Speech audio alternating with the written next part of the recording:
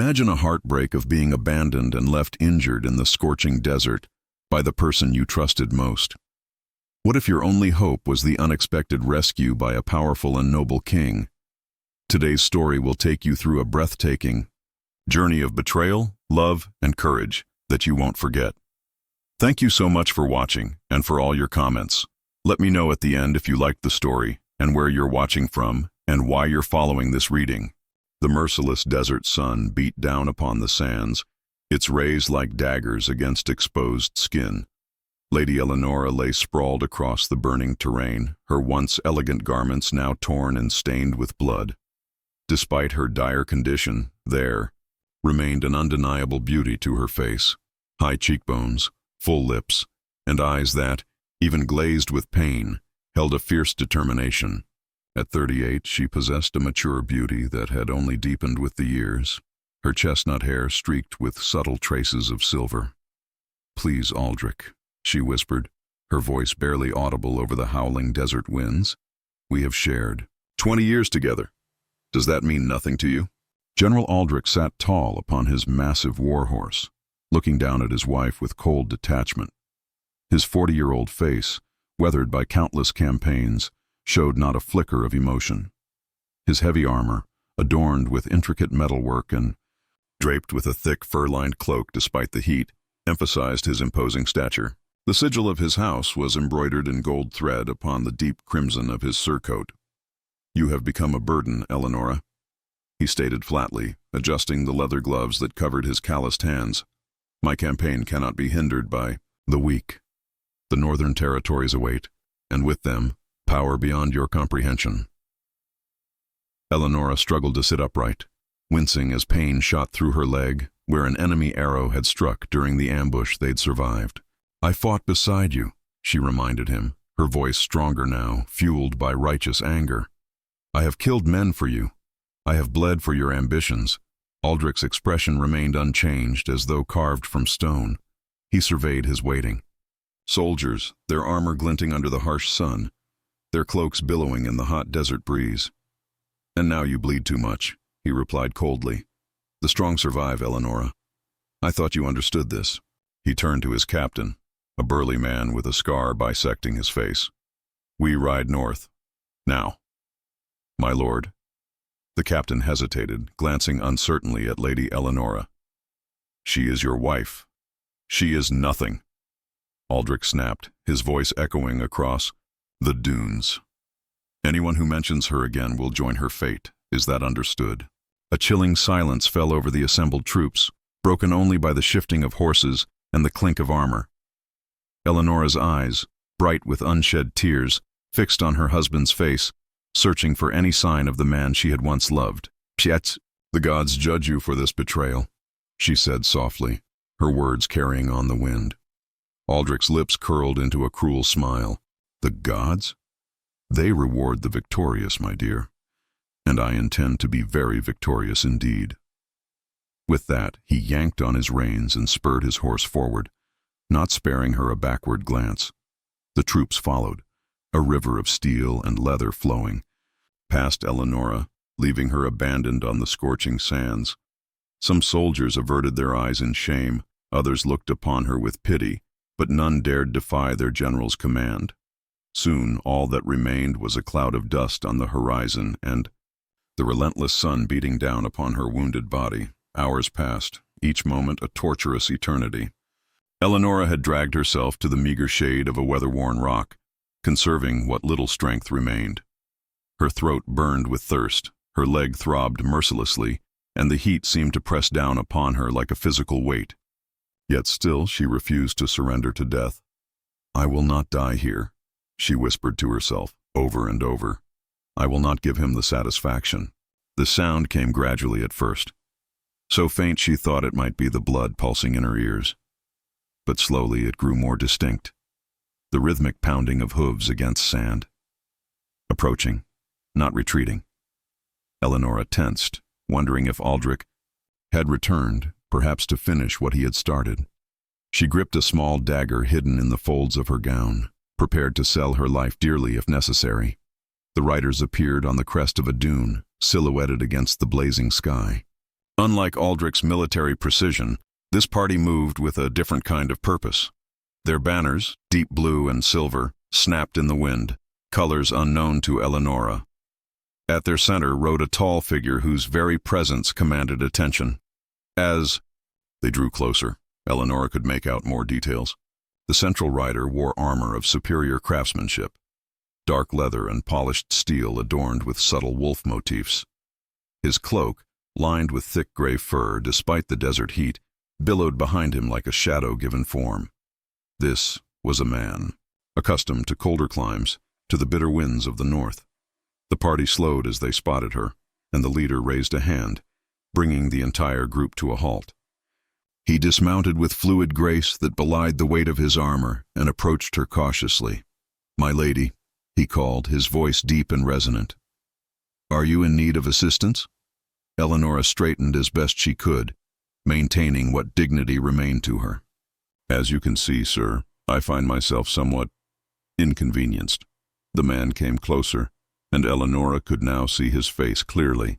He was handsome in a rugged way, with intelligent eyes that missed nothing and a strong jaw shadowed with a neatly trimmed beard. A thin scar ran from his right temple to his cheekbone, speaking of battles survived. But it was the kindness in his expression that caught her off guard, a compassion that seemed genuine, not calculated. "I am Edric," he said, kneeling beside her to examine her wounds, seemingly unconcerned about the dust soiling his fine garments. "King of the Northern Realms."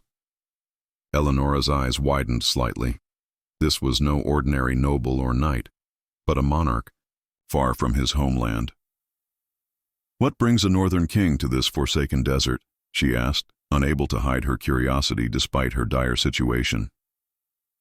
"Diplomatic matters," he replied, his attention focused on her injured leg. "Though I find myself increasingly convinced that diplomacy is wasted on certain individuals." His eyes flicked to the horizon where Aldrich and his men had disappeared. "Those were General Aldrich's colors, were they not?" Eleonora's face hardened. "You know him?" "By reputation," Edric said, his tone neutral yet somehow conveying volumes of disapproval. "And you are?" "Lady Eleonora." She hesitated before adding, "His wife." Edric's expression darkened momentarily, his gaze following the distant dust cloud before returning to her face. "Was his wife, I think," he corrected gently. "No man deserving of the title husband would leave his wounded spouse to die in the desert." He gestured, and one of his men brought forward a waterskin. With surprising tenderness, Edric helped her drink, supporting her head with a strong hand.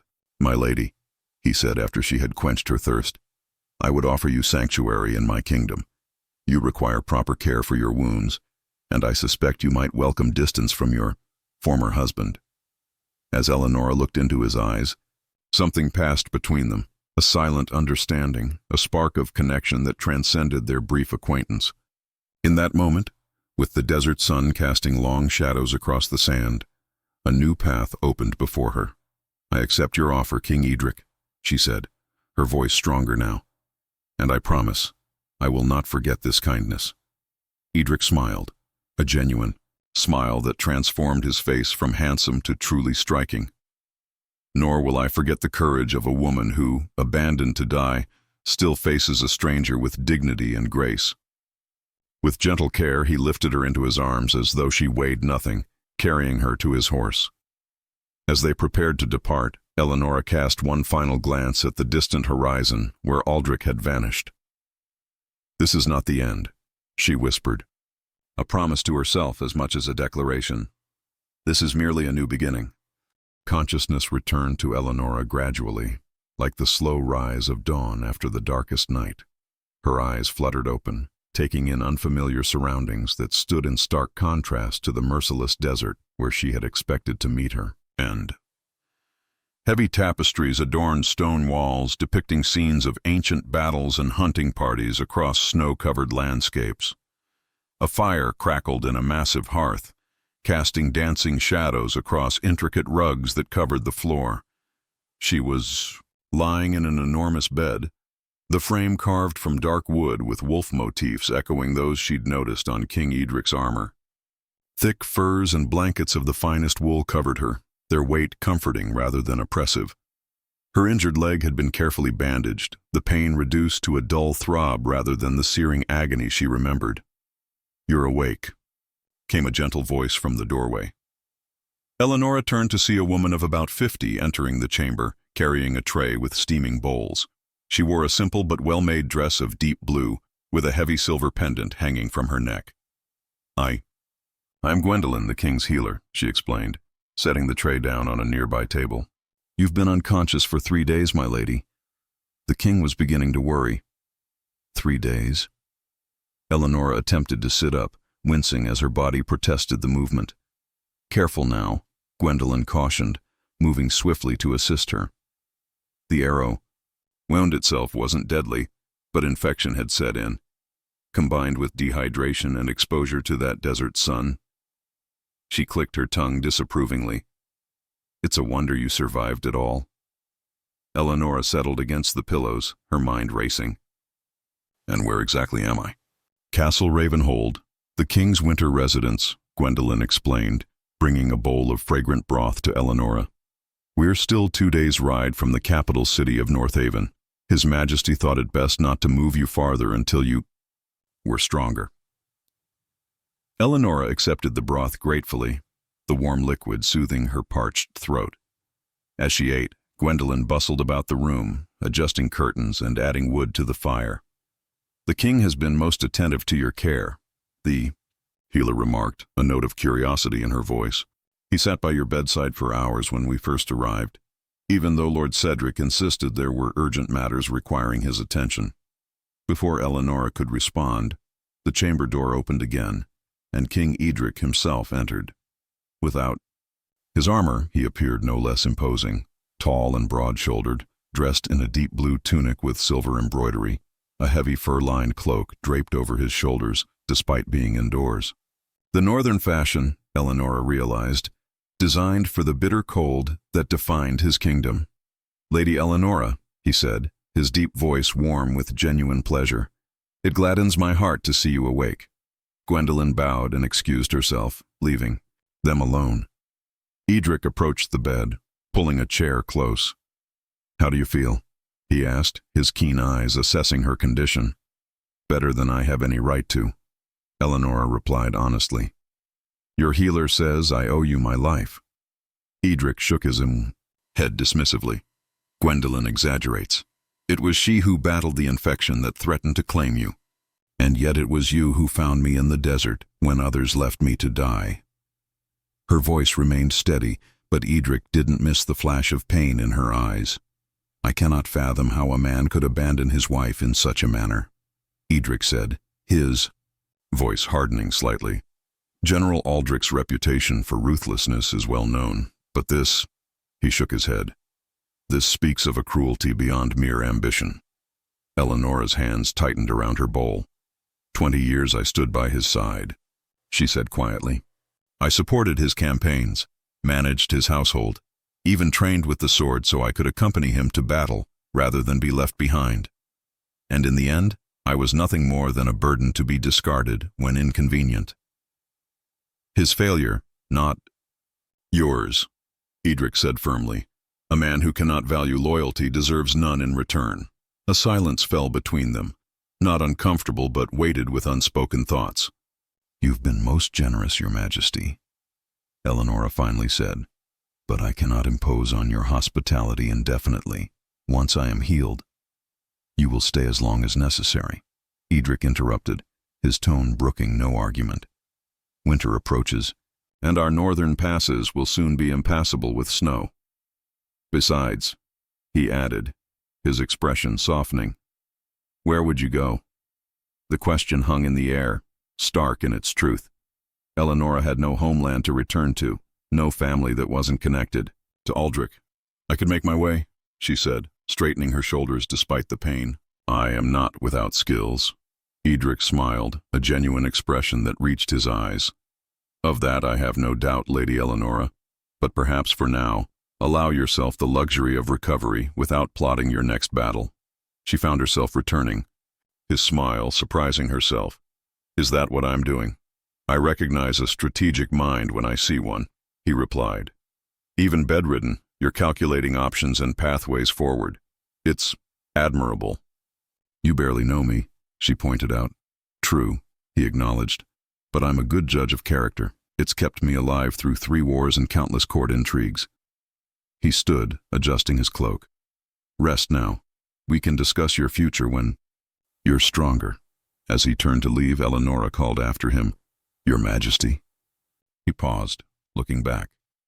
Thank you, she said simply. Not just for saving my life, but for seeing me. Something flickered in his eyes, understanding, perhaps, or recognition of a kindred spirit. He nodded once and departed, leaving Eleonora alone with her thoughts. Elsewhere in the castle, Lady Beatrice paced her chambers, her elaborate gown of deep crimson swishing with each agitated step. At 45, she maintained a striking beauty, enhanced by carefully applied cosmetics and jewelry selected to emphasize her status. A woman in the king's private guest chambers, she fumed to her lady-in-waiting. Some desert waif he found on his journey south. This is intolerable. Perhaps she's merely a diplomatic courier, my lady, her servant suggested timidly. Don't be a fool, Agnes, Beatrice snapped. Diplomatic couriers aren't given the king's personal physician or housed in the royal wing. She stopped pacing, her eyes narrowing. I've spent 3 years cultivating my position as the most eligible noblewoman in this court. I will not have some foreign woman ruin my chances of becoming queen. What will you do, my lady? Beatrice smiled coldly. For now, observe. Learn everything about this, Lady Eleonora. Every weakness, every secret, and when the time is right. She let the sentence hang unfinished, but her meaning was clear. Meanwhile, hundreds of miles to the south, General Aldrich rode triumphantly into the stone fortress that served as his military headquarters. Soldiers snapped to attention as he passed, fear rather than respect driving their perfect posture. Inside his private chambers, he stripped off his armor, accepting a goblet of wine from a nervous servant. Send for Commander Thorne, he ordered, dismissing the servant with a wave. When the commander arrived, a hard-faced man with calculating eyes, Aldrich was studying a map spread across a massive oak table. The northern campaign begins with springs. First thaw, Aldrich announced without preamble. I want our forces ready to march as soon as the mountain passes clear. What of Lady Eleonora, sir? Thorne asked cautiously. There's been talk among the men. Aldrich's head snapped up, his eyes cold. My wife died in the southern desert, he said flatly. A tragic casualty of war. You will ensure this version of events is understood by all. Thorne hesitated. And if she survived? If someone found her? Then they found a corpse, Aldrich replied, his voice chilling in its certainty. Because no one who might contradict that story will live long enough to tell it. He traced a line across the map with his finger. Now, about the northern territories and this King Edric who presumes to rule them. The sun set over Ravenhold Castle, painting the sky in brilliant hues of orange and purple. In her chamber, Eleonora stood shakily by the window, supported by a cane Gwendolen had provided. Looking out over snow-dusted forests and mountains that stretched to the horizon, she felt a strange sense of peace despite the uncertainty of her situation. For the first time in 20 years, she answered to no one but herself. The realization was both terrifying and exhilarating. Whatever came next, whether danger from Aldrich or the unknown intentions of King Edric, she would face it on her own terms. This is my second chance, she whispered to the darkening sky, and I will not waste it. The days at Ravenhold Castle passed with surprising swiftness as Eleonora's strength gradually returned. After a week of confinement to her chambers, Gwendolen finally declared her well enough to venture out, though still with the aid of a cane. Dressed in a gown of deep blue wool provided by the king's household, far heavier than anything she'd worn in the southern lands, but necessary in the northern chill, Eleonora made her way slowly through the castle corridors. Ravenhold was unlike any fortress she had known before. Where southern castles were designed with high ceilings and open windows to capture any breeze, this northern stronghold embraced warmth and shelter. Thick tapestries covered every wall, not merely for decoration but for insulation against the bitter cold. Braziers burned at regular intervals, and servants moved constantly, tending fires and ensuring no chamber fell to the mercy of winter's approach. Eleonora found herself in a long gallery lined with portraits of stern-faced men and women, all bearing some resemblance to King Edric. The same strong jaw, the same penetrating gaze. The Ravenwind dynasty, she presumed, rulers of these northern territories for generations. "My ancestors," came Edric's voice from behind her. "An intimidating lot, aren't they?" Eleonora turned, unable to prevent the smile that came to her lips at the sight of him. "They certainly mastered the art of looking formidable," she replied, studying a particularly fierce-looking woman whose hand rested on the pommel of a sword, though this one seems especially determined to terrify the artist. "My grandmother," Edric said with a chuckle, coming to stand beside her. "Queen Rowena the Resolute. Legend says she once fought off 3 assassins while in labor with my father." "Is that true?" Eleonora asked, raising an eyebrow. "Knowing my grandmother, probably. Though I suspect the story gained an assassin or 2 in the retelling." His eyes crinkled with humor. "How do you find Ravenhold, Lady Eleonora? I imagine it's quite different from what you're accustomed to." "It is," she admitted, "but not unpleasantly so. There's something honest about this place. The cold outside makes the warmth within more precious." Edric studied her face, seeming pleased with her answer. "Many Southerners find our ways harsh and our lands inhospitable." "I've learned that harshness often conceals unexpected strengths," she replied, thinking of her own life's journey. "And that comfort can breed complacency." They began walking together slowly, Edric matching his stride to her measured pace. "You speak like someone who has learned life's lessons firsthand," he observed. "As have you, I think," she countered. "Those scars weren't earned in comfort." He unconsciously touched the thin line that ran from temple to cheekbone. "No," he agreed, "though I suspect your invisible scars run deeper than my visible ones." They paused before a large window overlooking the castle's inner courtyard, where soldiers trained despite the cold, their breath forming clouds in the frigid air. "Tell me, Lady Eleonora," Edric said after a moment's silence, "what did you envision for your future before the desert?" The question caught her off guard with its directness. She considered deflecting but found herself answering honestly. "I stopped envisioning futures long ago," she said quietly. "With Aldrich, there was only the present campaign, the next conquest. Dreams became impractical.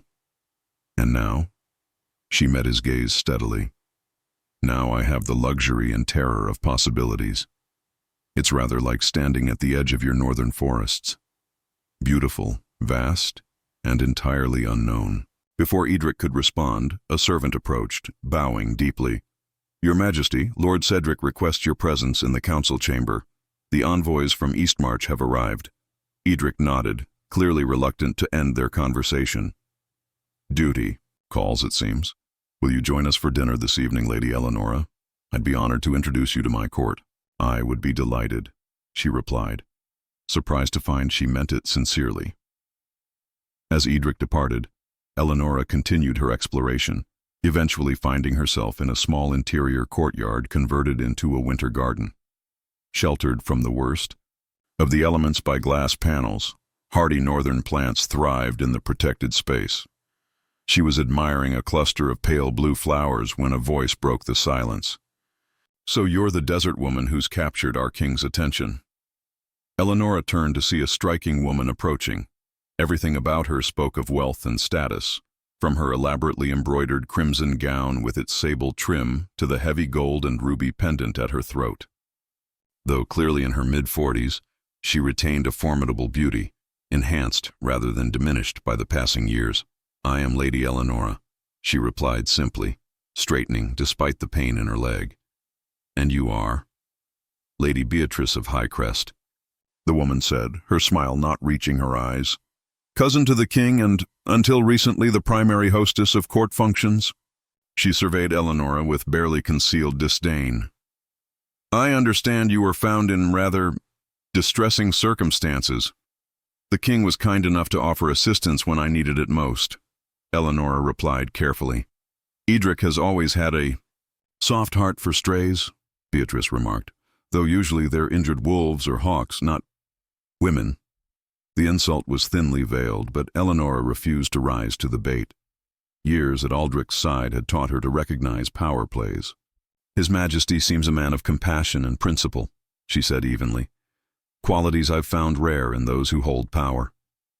Indeed, Beatrice agreed with false sweetness.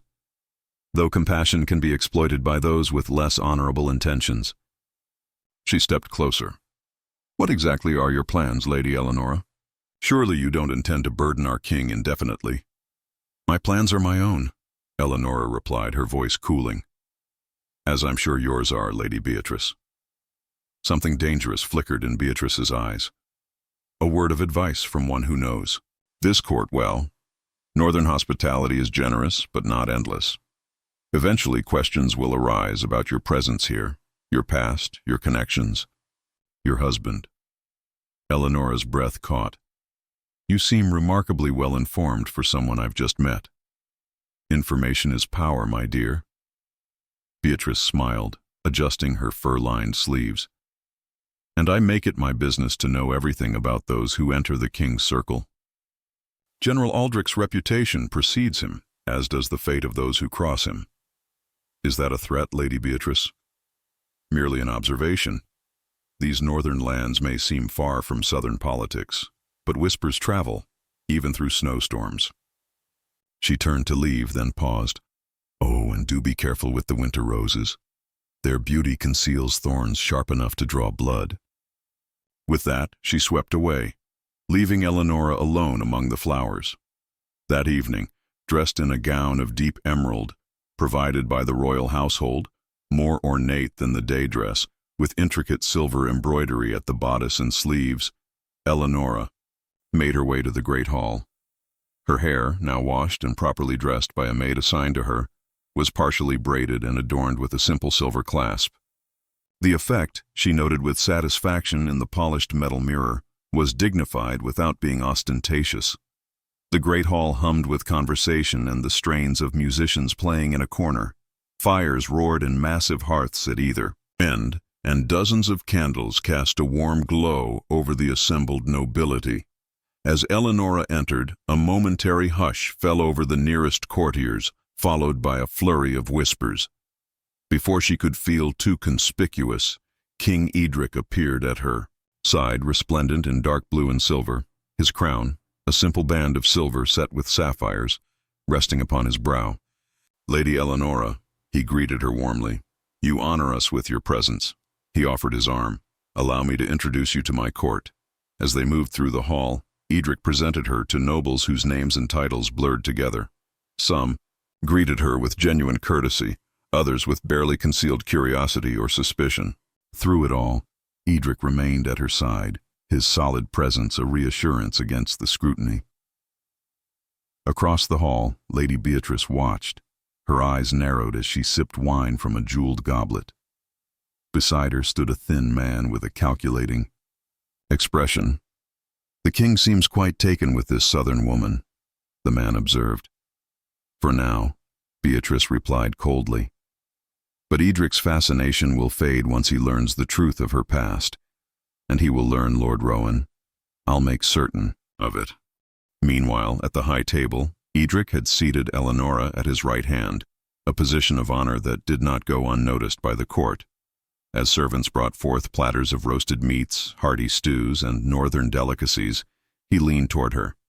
You've created quite a stir, he noted, amusement in his eyes. I suspect that has more to do with my placement at this table than any quality of mine, she replied wryly. Perhaps, he conceded. Though your grace under scrutiny is remarkable. Many would wither under such attention. I spent 20 years as the wife of a man who collected enemies as eagerly as others collect fine wines, Eleonora said. One learns to endure scrutiny. Edric studied her face, his expression softening. You never speak of him with hatred, he observed. Despite what he did. Eleonora was silent for a moment, considering. Hatred requires energy I'd rather direct elsewhere. she finally said. Besides, in some ways, I should thank him. Thank him? Edric asked, clearly surprised. She met his gaze steadily. If not for his cruelty, I would never have known true kindness. The words hung between them, laden with meaning neither was quite ready to acknowledge. The evening continued, a delicate dance of conversation and subtle politics. Through it all, Eleonora remained composed, revealing little of herself while observing everything. And if her eyes returned often to Edric's face, if she found herself warming to his quiet humor and thoughtful observations, well, that was her secret to keep. For now. 2 weeks had passed since Eleonora's first dinner in the great hall. Winter had tightened its grip on Ravenhold, with snow piling high against the castle walls and howling winds that rattled even the sturdiest shutters. Yet within the fortress, life continued with steady rhythm.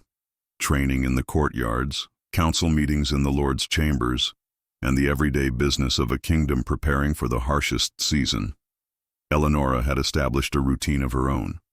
Her leg had healed enough that she now walked with only the slightest limp, allowing her to explore the castle more thoroughly. She spent mornings in the library, a vast chamber filled with ancient texts and scrolls that offered glimpses into the North's rich history. Afternoons often found her observing the training yard, where her military experience earned her reluctant respect from Edric's master-at-arms. On this particular morning, she sat at a heavy oak table in the library's quietest corner, surrounded by maps and historical accounts of the northern territories. So absorbed was she in a chronicle of border disputes that she didn't notice the approach of footsteps until a shadow fell across her documents. "Preparing for invasion, Lady Eleonora?" came Edric's amused voice. She looked up, unable to suppress her smile at the sight of him. Without his crown or formal attire, dressed instead in a simple but finely made tunic of charcoal gray with silver embroidery at the collar, he seemed more approachable, though no less regal. "Merely educating myself about my current sanctuary," she replied, gesturing to the texts spread before her. "Knowledge has always been my preferred weapon." "A formidable one in capable hands," he agreed, taking the seat across from her. His eyes scanned the documents, one eyebrow rising slightly. "The eastern border conflicts of 480? Rather specific reading." "I was curious about the territories that border the southern kingdoms," she explained. "Particularly where they meet. Your lands." Something flickered across Edric's face. Caution, perhaps. "And what prompted this curiosity?" Eleonora hesitated, then decided on honesty. "In Aldrich's war room, I often heard mention of the northern prize he hoped to claim come spring. I assumed he meant your kingdom, but I wanted to understand the geographic challenges he would face." "Strategic thinking indeed," Edric said, leaning back in his chair. "Though if Aldrich plans to march north with the spring thaw, he faces more than geographic challenges." There was a hardness to his voice. Now, a reminder that beneath his courteous exterior lay a warrior king who had defended his realm through 3 wars. "You've faced him before?" Eleonora asked, suddenly alert. "Not directly," Edric admitted. "But our families have a history." Before he could elaborate, a servant approached, bowing deeply. "Your Majesty, Lord Cedric requests your presence in the council chamber. The scouts have returned from the southern passes." Edric nodded, rising from his seat. "We'll continue this conversation later, Lady Eleonora. Perhaps you'd join me for a ride this afternoon. The snow has stopped, and you've been confined within these walls too long." "I'd like that," she replied, surprised by how much she meant. Yet after Edric departed, Eleonora returned to her reading with renewed focus. If there was history between Edric's family and Aldrich's, she needed to understand it, especially if she herself now stood at the intersection of their conflict. She moved deeper into the library stacks, searching for older records. In a dusty corner rarely visited even by the castle scholars, she discovered a leather-bound volume simply titled The Southern Campaigns. Its pages were yellowed with age, the ink faded but still legible. As she carefully turned the brittle pages, a name caught her eye. Ravenwind, Edric's family name. The account detailed a brutal conflict nearly 40 years earlier, when King Tormund Ravenwind, Edric's father, she presumed, had led forces against a southern rebellion. The rebel leader was named as Lord Damon Blackthorne, Aldrich's father. Eleonora's breath caught as she read further. The rebellion had been crushed, Lord Damon executed for treason, and the Blackthorne lands annexed to the crown. Only Damon's young son had been spared, a boy of 5 named Aldrich, who was sent to foster with loyal vassals. "So that's the root of it," she whispered, pieces falling into place. Aldrich's hatred of the North, his constant campaigns to expand southward, his obsession with power, all stemmed from this childhood loss, this blood debt he believed he was owed. And now she, Aldrich's discarded wife, had found sanctuary with the son of the man who had executed his father. The implications were staggering. Later that afternoon, bundled in thick furs against the biting cold, Eleonora rode beside Edric through the snow-covered forest surrounding Ravenhold. The king had provided her with a gentle mare, well suited to a rider still recovering from injury, and they moved at a leisurely pace along paths kept clear by regular patrols. "Your color has improved," Edric observed as they entered a small clearing. "The cold agrees with you." "I'm not certain my toes would agree," she replied with a laugh. "But there is something invigorating about this air. It's bracing, honest somehow." "Most Southerners find it merely brutal," he said, his breath forming clouds in the frigid air. "You continue to surprise me, Lady Eleonora." "As do you, Your Majesty." She hesitated, then added, "I found something interesting in your library today." Edric's expression grew watchful. "Did you?" "An account of the Southern campaign, led by King Tormund against Lord Damon Blackthorne." A heavy silence fell between them, broken only by the soft crunch of snow beneath their horses' hooves. "I wondered when you would discover that particular history," Edric finally said, his voice carefully neutral. "Did it make for enlightening reading?" "It explained much," Eleonora replied. "About Aldrich, certainly, and perhaps about why you've been so cautious despite your generosity toward me." Edric reined his horse to a stop, turning to face her fully. "You believe I rescued you because of who your husband is? As some political maneuver?" "The thought had crossed my mind," she admitted. "It would be a logical assumption." "Then let me be perfectly clear, Lady Eleonora." His blue eyes held hers with unwavering intensity. "When I found you in that desert, I saw a woman abandoned by someone who should have protected her with his life. I had no idea you were Aldrich Blackthorne's wife until you told me. And even then, my only thought was that it confirmed everything I'd heard about the man's character. And now, knowing who he is to you, who I was to him." Edric was silent. For a long moment, snow drifting gently around them. "Now I find myself in a complicated position," he finally said.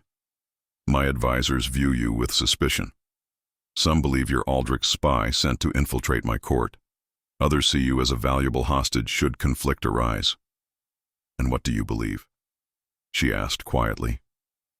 "I believe you are exactly who you've shown yourself to be," he answered. "A woman of intelligence and courage who deserved far better than the hand fate dealt her." He paused, then added more softly, "And I believe I'm fortunate our paths crossed." Regardless of the circumstances, the sincerity in his voice caught her off guard.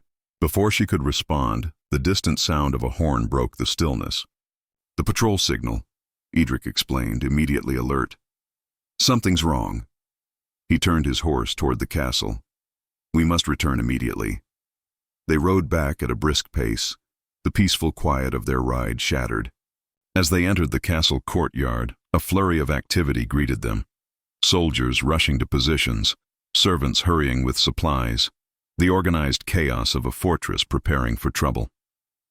Lord Cedric, Edric's chief advisor, met them at the stables, his weathered face grave beneath his graying beard. "What news?" Edric demanded, dismounting in one fluid motion. "Scouts report movement in the southern passes, Your Majesty," Cedric replied, nodding respectfully to Eleonora as a stable boy helped her from her horse. "A significant force flying Blackthorne banners has taken the border fortress at Eagle's Pass." Eleonora felt the blood drain from her face. "That's impossible," she said. "The passes should be snowbound until spring." It seems General Blackthorn has found a way through, Cedric said, his tone making clear his suspicion of her knowledge on the matter. Or he had help from someone who knows these mountains, Edric added grimly. Gather the War Council immediately. We must assess this threat. He turned to Eleonora, his expression softening slightly. Lady Eleonora, perhaps it would be best if you... If I attended this council? She finished for him, straightening her spine despite the ache in her leg. I agree. No one knows Aldrich's tactics better than I do. If he's moving in winter against all conventional wisdom, he has a strategy you need to understand. Cedric began to protest, but Edric raised a hand, silencing him. She's right. Her knowledge could prove invaluable. He offered Eleonora his arm. Shall we? As they walked toward the council chamber, Eleonora was acutely aware of the stares following them, some curious, others openly hostile. Whispers trailed in their wake like shadows. They think I've led Aldrich to your door, she said quietly. Some may, Edric acknowledged. People fear what they don't understand, and your arrival here followed by Aldrich's unprecedented winter campaign makes for convenient conspiracy. And you? She asked. Do you doubt me now? He stopped, turning to face her in the quiet corridor. No, he said simply. I do not. 3 simple words, yet they carried the weight of absolute conviction. In that moment, something shifted between them. A barrier falling away, a trust cemented. Then let us go face this threat together, she said, her voice stronger now. And when Aldrich comes, as he surely will, he'll find not the broken woman he abandoned, but someone he never truly knew at all. The War Council chamber buzzed with tension as Eleonora entered alongside King Edric. Massive oak tables had been arranged in a horseshoe shape, covered with maps and strategic markers. Around them stood the king's most trusted advisors and military commanders, weathered men and women whose expressions hardened at the sight of Eleonora. Your Majesty, Lord Rowan said, his thin face pinched with disapproval. I must protest. These discussions are for trusted council members only. Lady Eleonora joins us at my invitation, Edric replied, his tone brooking no argument. She has intimate knowledge of our adversary's tactics and thinking. Knowledge she could just as easily use against us, Lady Beatrice interjected from her position near Lord Rowan. Her crimson gown stood out starkly against the more practical attire of the military commanders. How convenient that Blackthorn makes his move so soon after his wife finds sanctuary in your castle. Eleonora met the accusation directly. If I wished to betray King Edric, Lady Beatrice, I would hardly need to summon an army to do so. Poison in his wine would be far more efficient. The bluntness of her statement caused several gasps around the table. But since I owe the king my life, and have been treated with nothing but kindness since arriving here, betrayal is the furthest thing from my mind. Edric suppressed a smile at her forthright approach. Well said, Lady Eleonora. Now, let us focus on the matter at hand. He turned to his master of scouts. What exactly do we know about Blackthorn's movements? The grizzled scout captain stepped forward. 300 men at minimum, Your Majesty, possibly more hidden in the foothills. They've taken Eagle's Pass and fortified it. Unusual tactics for a winter campaign. Not for Aldrich, Eleonora said, studying the map. He doesn't intend a full invasion yet. This is a strategic position-taking. She pointed to the pass on the map. From here he controls the main route into your kingdom once the spring thaw comes. He's preparing the battlefield months in advance. Lord Cedric, who had remained silent until now, stroked his gray beard thoughtfully. That aligns with the reports from our spies in the south. Blackthorn has been gathering allies, promising lands and titles once he reclaims his birthright, as he calls it. His birthright? Scoffed Commander Thorn, a battle-scarred woman who led Edric's elite guard. The Blackthorn lands were forfeit when his father committed treason. In Aldrich's mind, the treason was committed by the crown, Eleonora explained. He believes his father was unjustly executed and his inheritance stolen. He's built his entire life around rectifying that perceived wrong. Edric studied the map intently. So this is personal as well as political. For Aldrich, They're one and the same, Eleonora confirmed. He doesn't simply want power, he wants vindication. The council continued debating strategy well into the night. Some argued for an immediate assault to retake the pass. Others advocated for a defensive posture until spring would give them the advantage of numbers. Throughout it all, Eleonora offered insights into Aldrich's thinking, pointing out vulnerabilities in his approach that others missed. As the meeting finally concluded, with Edric deciding on a measured response, strengthening their own mountain fortifications while sending small, elite forces to harass Aldrich's supply lines, the king asked Eleonora to remain behind. When the chamber had emptied, leaving them alone among the maps and strategic markers, Edric turned to her. "You were invaluable tonight," he said quietly. "Several of my commanders have already approached me privately to express their changed opinion of you." "Not Lady Beatrice, I imagine," Eleonora replied with a wry smile. "Beatrice has her own agenda," Edric said, a hint of weariness in his voice. "She's been angling to become queen for years. And you've resisted her charms all this time?" Eleonora asked, her tone light though her heart beat a little faster as she ventured into more personal territory. "I've never been one to make decisions based on political convenience," he answered, moving to stand beside her at the map table. "My father's arranged marriage was a cold, bitter thing. I promised myself my own would be different. The implication that he had considered marriage, and his criteria for it, hung in the air between them. A luxury few monarchs allow themselves, Eleonora observed. Perhaps, he conceded. But I've found that ruling from a place of personal happiness makes for better governance than ruling from obligation." He studied her face in the candlelight. "You understand that, I think. You live the alternative." "Aldrich never saw our marriage as an obligation," she corrected him. "It was a calculation. I brought connections to influential southern families, moderate wealth, and a temperament that wouldn't interfere with his ambitions." She traced the mountain ranges on the map absently. "When I ceased to be useful, I became dispensable. And yet, here you are," Edric said softly, "turned from victim to vital ally through your own strength. I admire that more than I can express."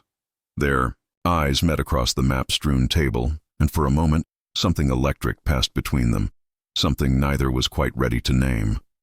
The spell was broken by a sharp knock at the door. Commander Thorne entered, her expression grim.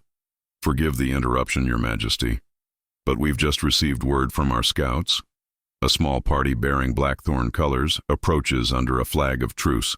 They're requesting an audience." "When?" Edric demanded, immediately alert. "They'll reach our gates by midday tomorrow.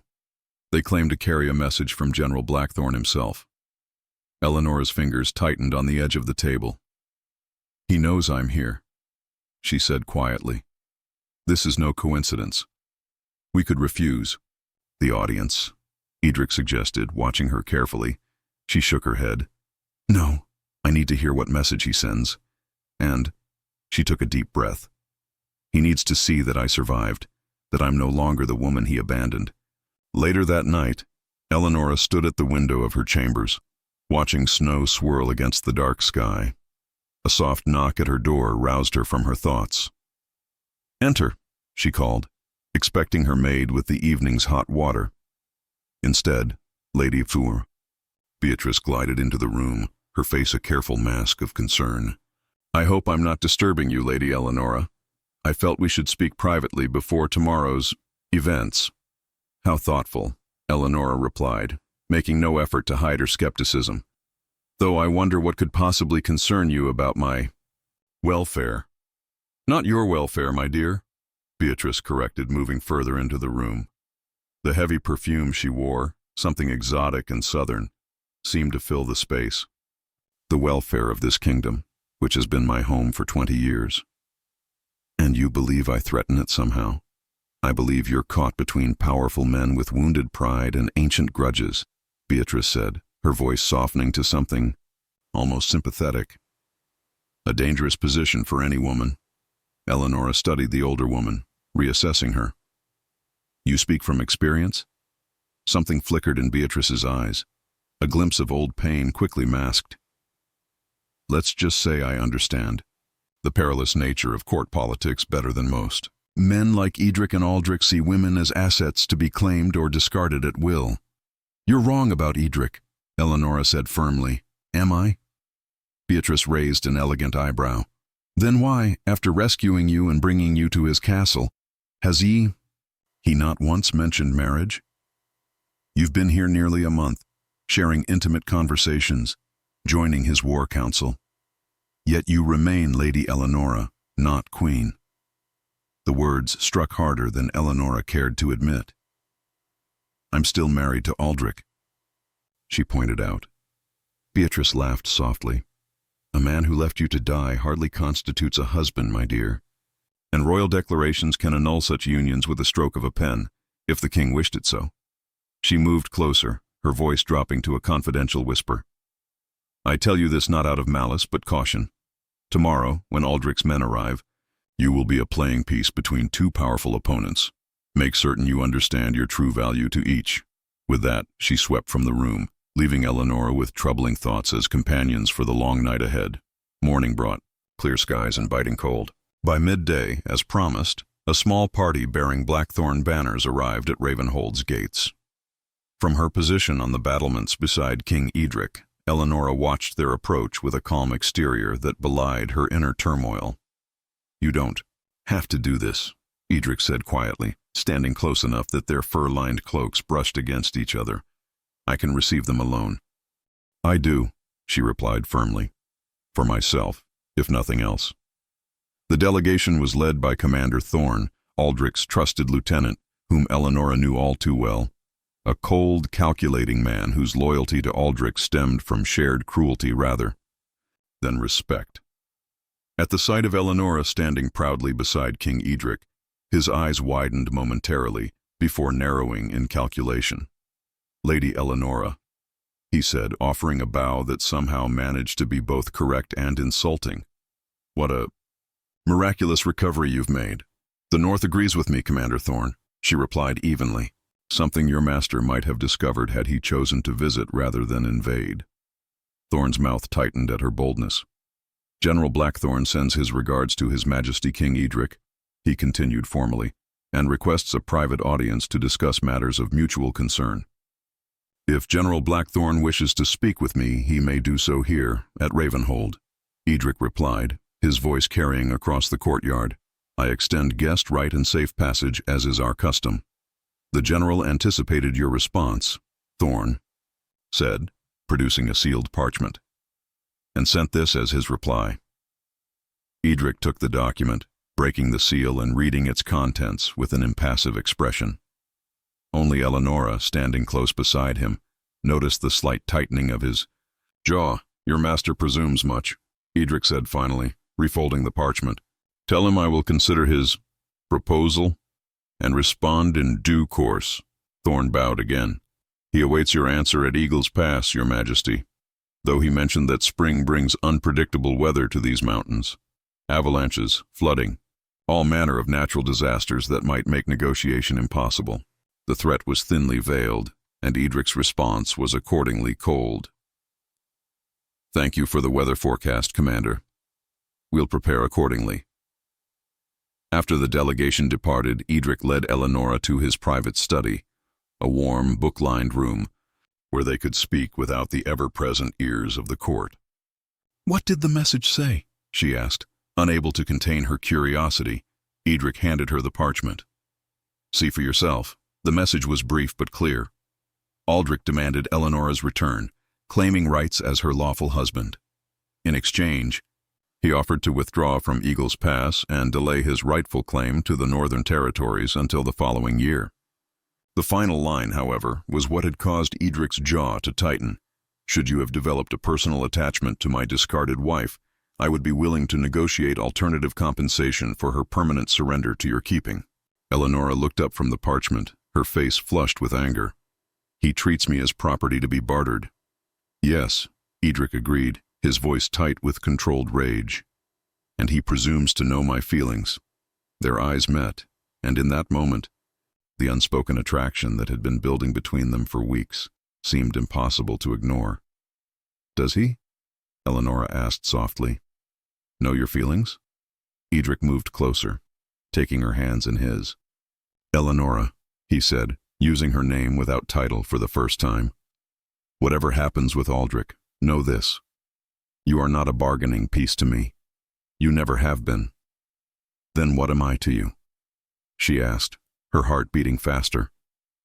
Everything I never knew I was missing, he answered simply. Dawn broke over Ravenhold with an eerie crimson light that painted the snow-covered battlements in blood-red hues. Eleonora stood on the eastern tower, wrapped in thick furs against the biting cold, watching as the first rays of sun illuminated the mountain pass where Aldrich's forces waited. In the week since his message had arrived, tension had mounted steadily throughout the castle. "You're up early," came Edric's voice behind her. He joined her at the parapet, his breath forming clouds in the frigid air. Like her, he was dressed. For the day ahead, a combination of finery and practicality that spoke of both his royal status and his readiness for whatever might come. "I couldn't sleep," she admitted. "Too many thoughts circling like ravens." "Second thoughts?" he asked quietly, his eyes searching her face. She turned to him, her expression resolute. "Not about us. Never about us." The memory of their conversation in his study had sustained her through this tense week. The way he had held her hands, the sincerity in his voice when he'd told her what she meant to him. Though they had not spoken further of their feelings, something fundamental had shifted between them, a mutual acknowledgement of emotions too powerful to ignore. "I've prepared my response to Aldrich," Edric said, looking out toward the distant mountains. "It will be delivered this morning." "And what have you decided?" she asked, though she suspected she already knew the answer. "I've refused his terms, of course." Edric's voice was firm. "I informed him that you are under my protection as an honored guest of the crown, and that his claims of husbandly rights were forfeit the moment he abandoned you to die." Eleonora nodded, relief washing through her. Despite her trust in Edric, Beatrice's poisonous words had planted seeds of doubt that had taken root in the darker hours of night. "There's more," Edric continued. "I've offered him a counter-proposal, a formal treaty between our kingdoms with clearly defined borders and trade agreements beneficial to both our peoples, a chance to end this cycle of vendetta that has spanned generations." "He won't accept," Eleonora said sadly. "Aldrich doesn't want peace. He wants vengeance. For his father, for his lost birthright, and now for the blow to his pride that my survival represents." "I know," Edric admitted, "but history must record that I tried diplomacy before blood was shed." He turned to face her fully. "You understand him better than anyone. What will his next move be?" Eleonora considered, drawing on 20 years of observing Aldrich's military strategies. "He'll attempt to divide your forces, a feint at one of your weaker outposts, drawing your main army away from Ravenhold, while his elite troops target the castle itself." She paused. "And he'll have spies within your walls, people reporting your movements, your defenses." "Like who?" Edric asked, his eyes narrowing.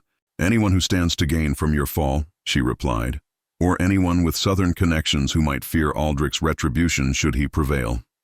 Edric's expression darkened. "Lady Beatrice has been unusually interested in our military preparations." "She would be an obvious choice for Aldrich," Eleonora agreed. "She's ambitious, frustrated with her position here, and has little loyalty to you personally. But be cautious. Aldrich rarely relies on the obvious. His most effective spies are often those no one suspects." They were interrupted by the arrival of Commander Valda, who approached with a swift, purposeful stride. "Your Majesty," she said, bowing briefly. "The scouts report movement at Eagle's Pass. Blackthorn's forces appear to be mobilizing." Edric's posture immediately shifted to that of a battle-ready king. "Sound the alert. I want all commanders in the war room immediately." "Yes, Your Majesty," Valda acknowledged, glancing briefly at Eleonora before departing. "It begins," Eleonora murmured. Edric reached for her hand, clasping it firmly in his own. "Whatever comes, we face it together." The war room hummed with controlled urgency as Edric's commanders gathered around the great table where detailed maps of the kingdom lay spread. Markers representing known troop positions were being updated as reports arrived from scouts stationed throughout the region. General Blackthorn's main force remains at Eagles Pass, reported the Master of Scouts, moving wooden markers across the map. But a smaller contingent has broken off, heading north toward Wolfcrest Outpost. Just as Lady Eleonora predicted, Edric said, nodding to her. Several of the commanders exchanged glances, a new respect evident in their expressions. He means to divide our response. We should reinforce Wolfcrest immediately, Lord Rowan urged. It's one of our most vulnerable positions. That's exactly what Aldrich wants, Eleonora interjected, to draw your strength away from Ravenhold. Wolfcrest is a feint, nothing more. With respect, Lady Eleonora, Rowan replied stiffly, Wolfcrest guards the northern trade routes. We cannot simply abandon it, nor shall we, Edric assured him. But neither will we fall into Aldrich's trap. He turned to Commander Valda. Take your elite riders and a small force to reinforce Wolfcrest. Enough to hold it, not enough to significantly weaken our position here. And what of Eagles Pass, Your Majesty? Asked an older commander with a weathered face and shrewd eyes. Do we meet Blackthorn's challenge directly? No, Edric decided, studying the map. We let him come to us. Ravenhold has never fallen to siege. Our walls are strong, our supplies plentiful, and winter remains our ally against a southern army, unused to its bite. The meeting continued, with Edric issuing clear commands that balanced aggression with caution. Throughout it all, Eleonora offered insights into Aldrich's likely tactics, gaining visible respect from even the most skeptical commanders. Only Lady Beatrice, observing silently from the edge of the room, maintained her cold, assessing gaze as the council dispersed to their various duties. Beatrice approached Eleonora with a thin smile. Quite impressive, my dear. From abandoned wife to military strategist in a matter of weeks. One might almost believe you planned it all along. What exactly are you implying, Lady Beatrice? Eleonora asked directly. Merely that you've positioned yourself remarkably well, Beatrice replied, adjusting her fur-lined sleeves. Standing at the king's right hand while your husband's army approaches our gates. No matter who emerges victorious, you stand to gain. You think I orchestrated my own abandonment in the desert? Arranged for Edric to find me half dead? Eleonora shook her head. Your capacity for conspiracy is truly impressive, as is your capacity for capturing a king's heart, Beatrice countered, her voice dropping to ensure no one overheard. But let me offer you one piece of advice. From a woman who has observed this court for decades. Edric may fancy himself in love with you now, but should Blackthorn prevail, he will sacrifice you without hesitation to save his kingdom. Men always do. Before Eleonora could respond, a commotion erupted in the courtyard below. They moved to the window to see a rider galloping through the gates, his cloak torn and bloodied. A messenger from Wolfcrest, Beatrice observed. It seems your prediction may have been wrong after all. The news spread quickly throughout the castle. Aldrich's forces had indeed attacked Wolfcrest Outpost, but with far greater numbers than expected. What had seemed a feint was in fact a substantial assault, led by Aldrich himself. Commander Valda's small reinforcement party had been overwhelmed, with heavy casualties. In the Great Hall, Edric received the wounded messenger, his face grave as he listened to the full report. It makes no sense, Eleonora whispered to him when they had a moment alone. Aldrich never leads from the front, never. It's unlike him to risk himself in a direct assault on an outpost. Unless he's not actually there, Edric said slowly, realization dawning. Unless this is the real feint, meant to draw our attention north while a horn blast from the southern watchtower cut through the air, followed by the urgent ringing of alarm bells. Enemy forces approaching from the south, came the cry from the battlements. Blackthorn banners. Edric's expression hardened as he turned to his commanders. To your positions. This is the true attack. He gripped Eleonora's arm gently. Stay within the inner keep. You'll be safer there. No, she said firmly. I can help. I know his tactics, his weaknesses. For a moment, he looked as though he might argue, but the determination in her eyes convinced him. Very well, but stay close. The hours that followed were a blur of urgent preparations as Ravenhold transformed from royal seat to fortress under siege. Civilians were moved to the inner chambers, food stores secured, and every able-bodied person assigned a role in the castle's defense. Eleonora worked alongside the castle staff, her previous military experience evident in her calm efficiency. By nightfall, Aldrich's forces had surrounded Ravenhold completely. Thousands of torches encircled the castle like a ring of fire against the darkness, a clear message of their strength and determination. Standing on the battlements with Edric, Eleonora watched the enemy camp with a mixture of dread and grim resolve. "He means to intimidate us with this display," she observed. "It's another of his tactics, breaking the spirit before attacking the walls." "It won't work," Edric replied firmly. "My people are made of sterner stuff." As if in response to his words, a single rider broke from the enemy lines, approaching the castle gates under a flag of truce. Even from a distance, Eleonora recognized Commander Thorne's rigid posture. "Another message," she murmured. Thorne's voice carried clearly in the still night air as he called up to the battlements. "King Edric, General Blackthorne offers you one final chance to surrender Lady Eleonora and withdraw your claims to the disputed territories. Do so, and he will spare your people the suffering of a prolonged siege." Edric stepped forward, his figure imposing in the torchlight. "Return to your master and tell him this. Ravenhold does not surrender to threats. Lady Eleonora remains under my protection by her own choice, and these lands have belonged to the Ravenwind dynasty for 10 generations. If Blackthorne wants either, he must take them by force." "Then you have sealed your fate," Thorne replied coldly. "The general anticipated your stubbornness. He instructed me to deliver a personal message to Lady Eleonora." His eyes found her in the torchlight. "He says, what I abandoned once, I can abandon again. This time, it will be a kingdom that burns around you." The threat hung in the air as Thorne turned his horse and rode back to the enemy lines. Eleonora's face had paled, but her voice remained steady as she spoke to Edric. "He's referencing something. He told me years ago," she explained quietly, "after he destroyed a village that had rebelled against him. He said that loyalty was a privilege he could withdraw at will, leaving nothing but ashes behind." Edric's hand found hers in the darkness, his grip warm and reassuring. "He seeks to intimidate through memories of past cruelties.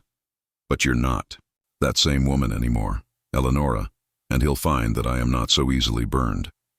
Dawn brought the first assault on Ravenhold's walls. Catapults hurled flaming projectiles against the ancient stone, while archers exchanged volleys across the battlefield. Edric led the defense personally, moving along the battlements to inspire his soldiers, while Eleonora coordinated the civilian response, organizing water brigades to douse fires and ensuring the wounded received prompt attention. By midday, it became clear that Aldric's forces, though numerous, lacked the siege equipment necessary to breach Ravenhold's formidable defenses. As Edric had predicted, the castle held firm against the initial onslaught. "He's testing our strength," Eleonora told Edric as they met briefly in the courtyard. "This isn't his main attack." "Then what is he planning?" Edric asked, wiping sweat and grime from his brow despite the winter chill. Before she could answer, a thunderous explosion rocked the northwestern tower, sending stone and debris raining down into the courtyard. Cries of alarm rose from the defenders as smoke billowed from the damaged structure. "Black powder," Eleonora whispered in horror. "He's using black powder charges beneath the walls." "Impossible," Edric insisted. "The ground is frozen solid. They couldn't tunnel in this weather." "They didn't need to," came Lady Beatrice's voice as she approached, her usual finery replaced by a practical wool dress stained with dust. "The tunnels were already there, ancient smuggling routes beneath the castle. I tried to warn Commander Valda yesterday, but she had already departed for Wolfcrest." Edric's eyes narrowed with suspicion. "How do you know of these tunnels, lady?" "Beatrice? They're not marked on any castle plans." A flash of something, guilt perhaps, or fear, crossed Beatrice's face before she composed herself. "My late husband mentioned them once. I thought them merely legend until today. Or until you showed them to Aldric's men." Eleonora suggested quietly. Beatrice's face hardened. You dare accuse me of treason? I accuse you of nothing, Eleonora replied. Yet, another explosion, smaller but closer to the inner keep, interrupted their confrontation. Edric immediately took charge, ordering soldiers to search for and secure any hidden passages within the castle walls. As the day wore on, the pattern became clear. Aldrich's forces would launch conventional assaults on the main gates to distract the defenders, while smaller teams attempted to breach the castle through the forgotten tunnels. It was a strategy that required inside knowledge, confirmation of Eleonora's warning about spies within Ravenhold. By nightfall, the initial attack had been repelled, though at significant cost. The northwestern tower was severely damaged, and dozens of defenders lay wounded or dead. In the Great Hall, now converted to a makeshift infirmary, Eleonora moved among the injured, offering comfort and assistance wherever needed. It was there that Edric found her, kneeling beside a young soldier whose arm had been crushed by falling debris. Despite her own exhaustion, she spoke gentle encouragements as Gwendolyn set the broken limb.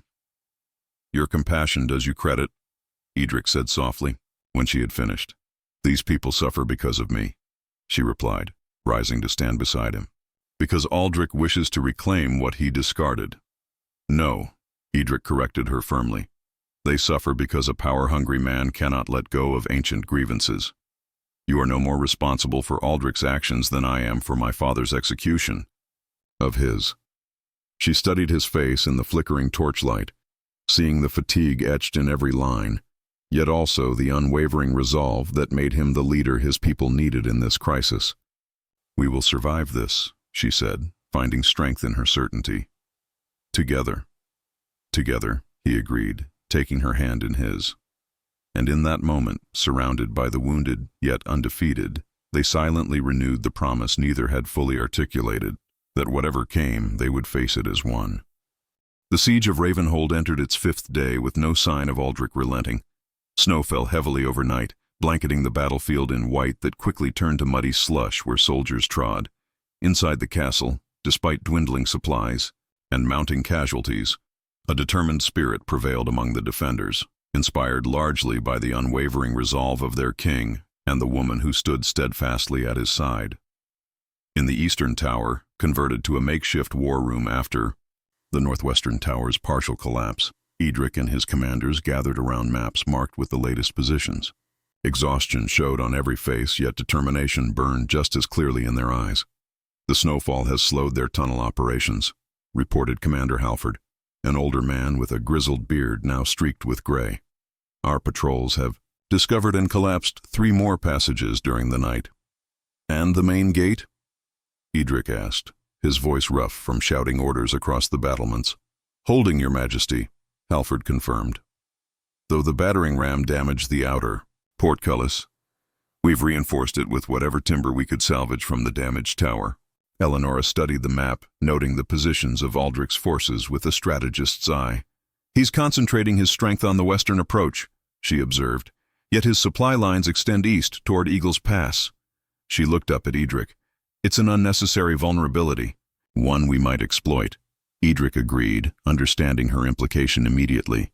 If we could disrupt those supply lines, his army would be forced to forage in winter, Eleonora continued, in terrain they don't know, against people who have every reason to deny them aid. The commanders exchanged glances, a new energy stirring despite their fatigue. A small force, suggested Commander Valda, who had returned from Wolfcrest with the survivors of her detachment. 20 riders moving under cover of darkness. We could target their supply wagons here and here. She indicated points on the map where the terrain created natural bottlenecks. I'll lead them myself, offered Lord Cedric, surprising many with his eagerness for direct action. The elderly advisor had always preferred diplomacy to warfare. No, Edric decided. I need your counsel here, Lord Cedric. Commander Valda will lead the raid. He turned to the commander. Select your best riders. You depart tonight under cover of the storm. As the meeting dispersed, Edric held Eleonora back with a gentle touch to her arm. When they were alone, he allowed his regal mask to slip slightly, revealing the concern beneath his confident exterior. "You're not sleeping?" she said softly, noting the dark circles beneath his eyes. "Neither are you," he countered with a weary smile. "I've never known you to state the obvious," she teased gently, hoping to lighten his burden if only for a moment. "It doesn't suit you." His smile broadened briefly before fading. "I've received word from the northern provinces. Reinforcements are gathering, but the mountain passes are treacherous. It may be another week before they reach us." "We'll hold," Eleonora assured him, her confidence genuine. "Ravenhold is stronger than Aldrich anticipated, and its people more resilient. Thanks in no small part to you," Edric said, taking her hands in his. "Your courage inspires them. I've heard the whispers among the soldiers and servants alike, how the southern lady who survived the desert now stands against her former husband to protect her new home. Is that what Ravenhold has become to me?" she asked quietly. "Home, isn't it?" His blue eyes searched hers, asking a question that went beyond mere words. "Yes," she admitted, feeling a sense of rightness in the acknowledgement. "Though perhaps it's less the place and more the people, or one person in particular, that makes it so." The confession hung between them, simple yet profound. Edric's hands tightened around hers, and he leaned forward slowly, giving her every opportunity to withdraw. Instead, she closed the distance, their lips meeting in a kiss that, despite its gentleness, contained all the passion and longing they had restrained for weeks. When they finally parted, Edric rested his forehead against hers. "When this is over," he promised softly, "when Aldrich is defeated and peace restored, I want to court you properly. Not as a king seeking an alliance, but as a man who has found his match in every way that matters." "I would like that," she replied, her heart lighter than it had been in years despite the siege raging around them. "Though I warn you, I'm told I can be rather stubborn." "I wouldn't have it any other way," he laughed, the sound warming her more than any fire could. Their moment of peace was interrupted by a sharp knock at the door. They separated reluctantly as a young messenger entered, bowing hastily. "Your Majesty, Lady Beatrice requests an immediate audience. She claims to have urgent information regarding the enemy's next attack." Edric and Eleonora exchanged glances, both remembering their suspicions about Beatrice's possible involvement with the tunnel breaches. "Bring her to the small council chamber," Edric instructed, "and summon Commander Halford as well." Beatrice arrived moments later, her usual immaculate appearance somewhat diminished by the rigors of the siege. Her crimson gown was simpler than her usual attire, though still finer than what most wore in such circumstances, and her dark hair showed signs of hasty arrangement. "Your Majesty," she began without preamble, barely acknowledging Eleonora's presence with a curt nod. "I've discovered how Blackthorn's forces are receiving information about our defenses and movements." "Have you indeed?" Edric replied, his tone carefully neutral. "Please, enlighten us." "My maid Agnes," Beatrice said, a flash of genuine anger crossing her face. "I caught her searching my chambers this morning. When confronted, she confessed to spying for Blackthorn in exchange for gold and promises of position once he takes the castle." "And you brought this information directly to me?" Edric asked, his skepticism evident. "Rather than to the guard captain. I thought such treachery warranted your personal attention," Beatrice replied smoothly. "Especially given recent suspicions about my own loyalty." Eleonora studied the older woman carefully. "How convenient that you've discovered a spy among your own household, Lady Beatrice. One who cannot contradict your account, I presume." "Agnes is currently in the castle dungeons," Beatrice acknowledged, her eyes narrowing at Eleonora's implication. "But she'll confirm everything I've said, I assure you." "We shall see," Edric said, gesturing to Commander Halford. "Bring this Agnes to us immediately. I would hear her confession firsthand." As Halford departed, tension filled the small chamber. Beatrice maintained her composed exterior, though Eleonora noticed her fingers fidgeting with the embroidery of her sleeve, a nervous habit she'd observed before when the older woman felt threatened. "While we wait," Eleonora said conversationally, Perhaps you might explain how Agnes communicated with Aldrich's forces. The castle is surrounded after all. Through the tunnels, obviously, Beatrice replied, a hint of irritation breaking through her facade. The same tunnels Blackthorn's men have been using to attempt breaches. The tunnels you claimed to know nothing about until after the first explosion, Edric noted quietly. Color rose in Beatrice's cheeks. I said I thought them legend, not that I knew nothing of them. And need I remind your majesty that I was the one who warned you about their existence? After they had already been used against us, Eleonora pointed out. Rather late for a warning, wouldn't you say? Before Beatrice could respond, Commander Halford returned, his expression grave. Your Majesty, there is no maid named Agnes in the dungeons. In fact, according to the household steward, Lady Beatrice has never had a maid by that name. All eyes turned to Beatrice, whose composure finally cracked. This is absurd, of course I have. She stopped abruptly, realizing the futility of her lie. Drawing herself up with as much dignity as she could muster, she changed tactics. Very well, there is no Agnes, but the threat is real nonetheless. Blackthorn has spies within these walls. That much is certain. The only certainty, Edric said coldly, is that you have lied to your king in time of war, a treasonous offense. Treason? Beatrice's voice rose shrilly. Everything I've done has been for the good of this kingdom. Aldrich Blackthorn will not stop until he has what he wants. He will destroy Ravenhold stone by stone if necessary. And you thought to save yourself by aligning with him? Eleonora surmised. By providing information about the tunnels, perhaps. By suggesting vulnerable points in our defenses. I did what was necessary to survive, Beatrice snapped, her careful mask finally falling away completely. Something you should understand better than most, Lady Eleonora. Or did you truly believe Edric rescued you from the desert out of the goodness of his heart? You were a strategic acquisition. A way to gain leverage over Blackthorn, nothing more. Enough! Edric's voice cut through Beatrice's vitriol like a blade. Commander Halford, escort Lady Beatrice to the East Tower chambers.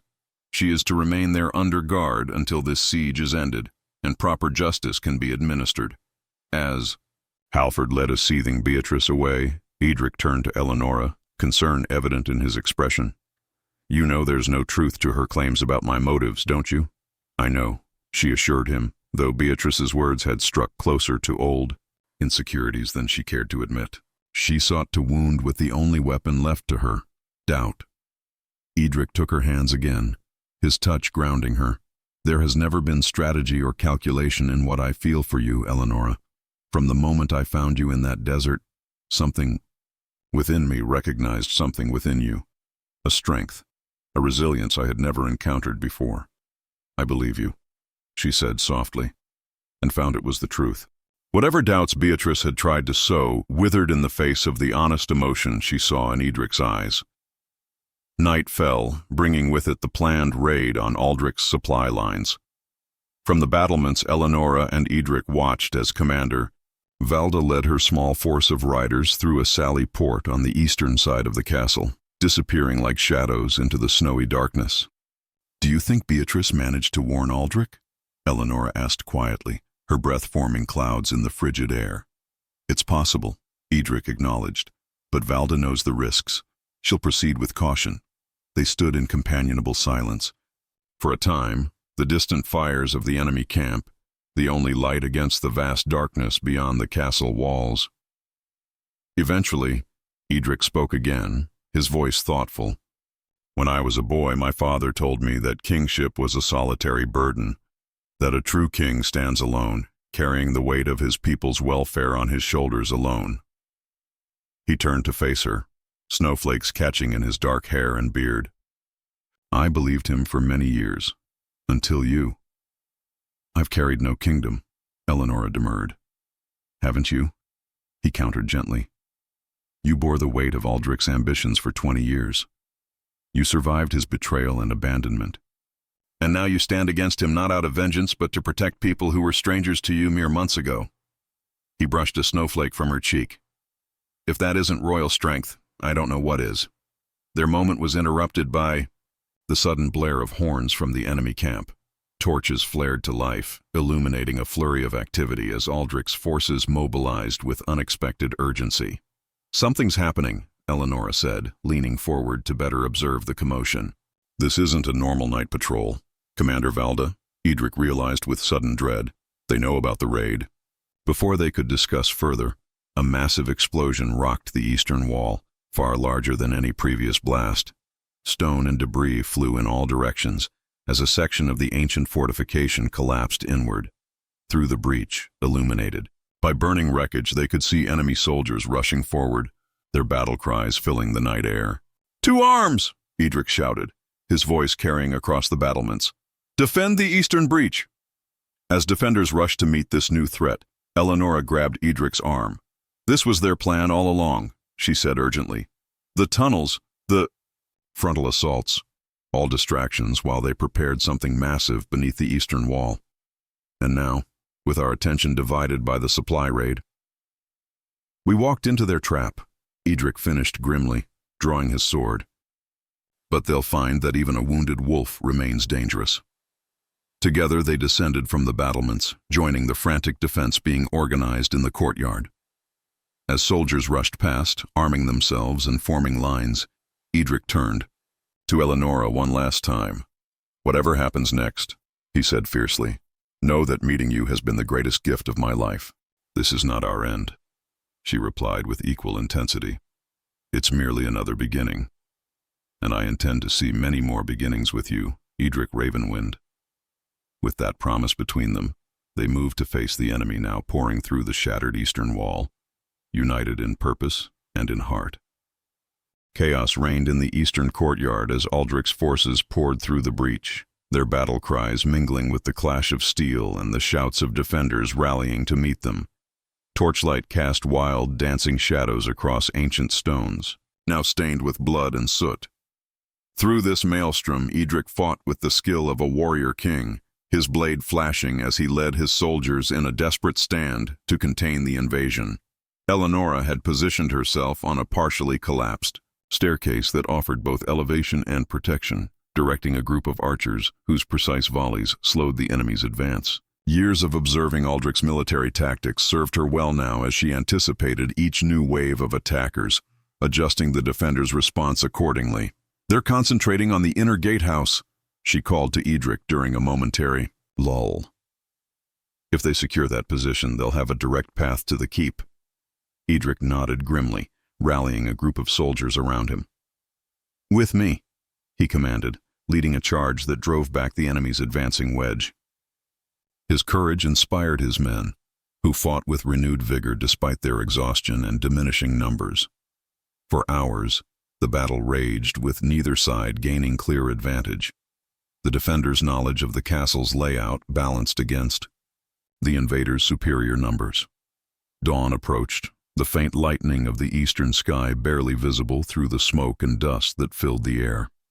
Eleonora was moving to a new position when she spotted a group of enemy soldiers attempting to flank Edric's position through a partially collapsed storage building.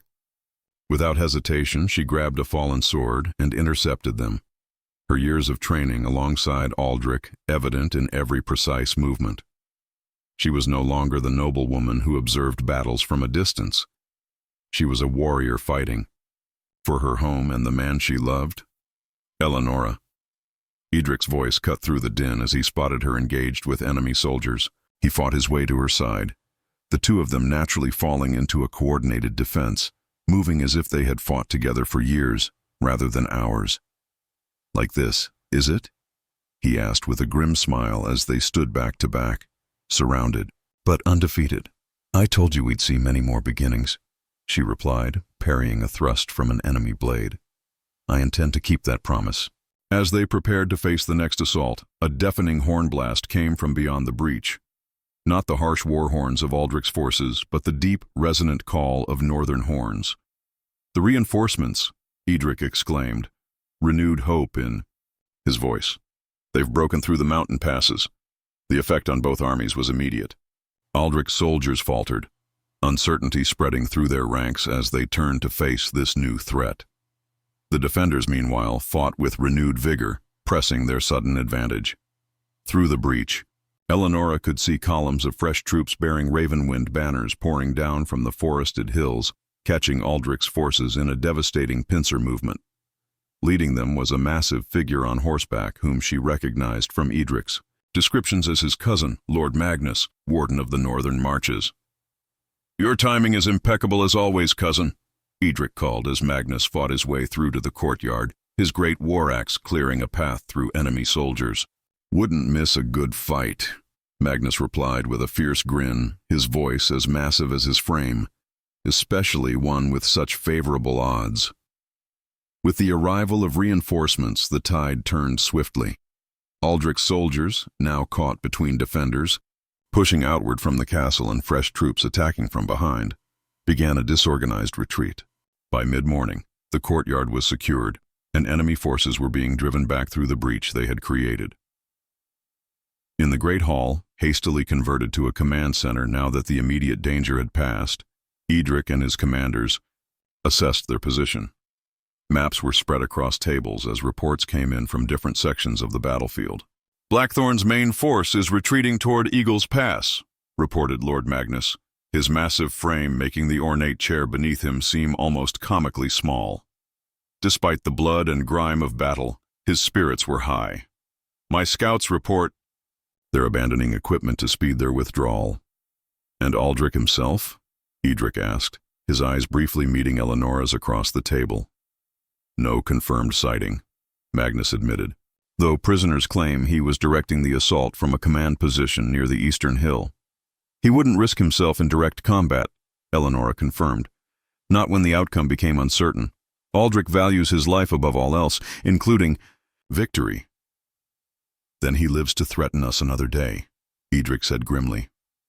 "Perhaps not," interjected Commander Valda, who had returned with the remnants of her raiding party during the battle. Though wounded and exhausted, she insisted on joining the War Council. "My riders struck their supply train as planned. We destroyed most of their provisions and winter equipment before we were discovered. Even if Aldrich reaches Eagle's Pass, he cannot maintain his position there without supplies. With the mountain passes now open to us, we can bring our full force to bear," added Lord Cedric. "We could pursue and end this threat permanently." Edric considered this, his expression thoughtful as he studied the map. "Aldrich is most dangerous when cornered," he said finally. "I will not risk more lives in unnecessary pursuit when we've already achieved our immediate goal of lifting the siege." He looked around the table, meeting each person's gaze. "We will secure Ravenhold and prepare for any counterattack, but our primary focus now must be on our wounded and on rebuilding what has been damaged." There were murmurs of agreement around the table, though Eleonora noted Lord Magnus seemed disappointed at the lost opportunity to continue the fight. As the meeting dispersed, she remained behind with Edric, who sank wearily into a chair once. They were alone. "You should rest," she said softly, noting the exhaustion etched in every line of his face. "You've been fighting without pause for nearly a day."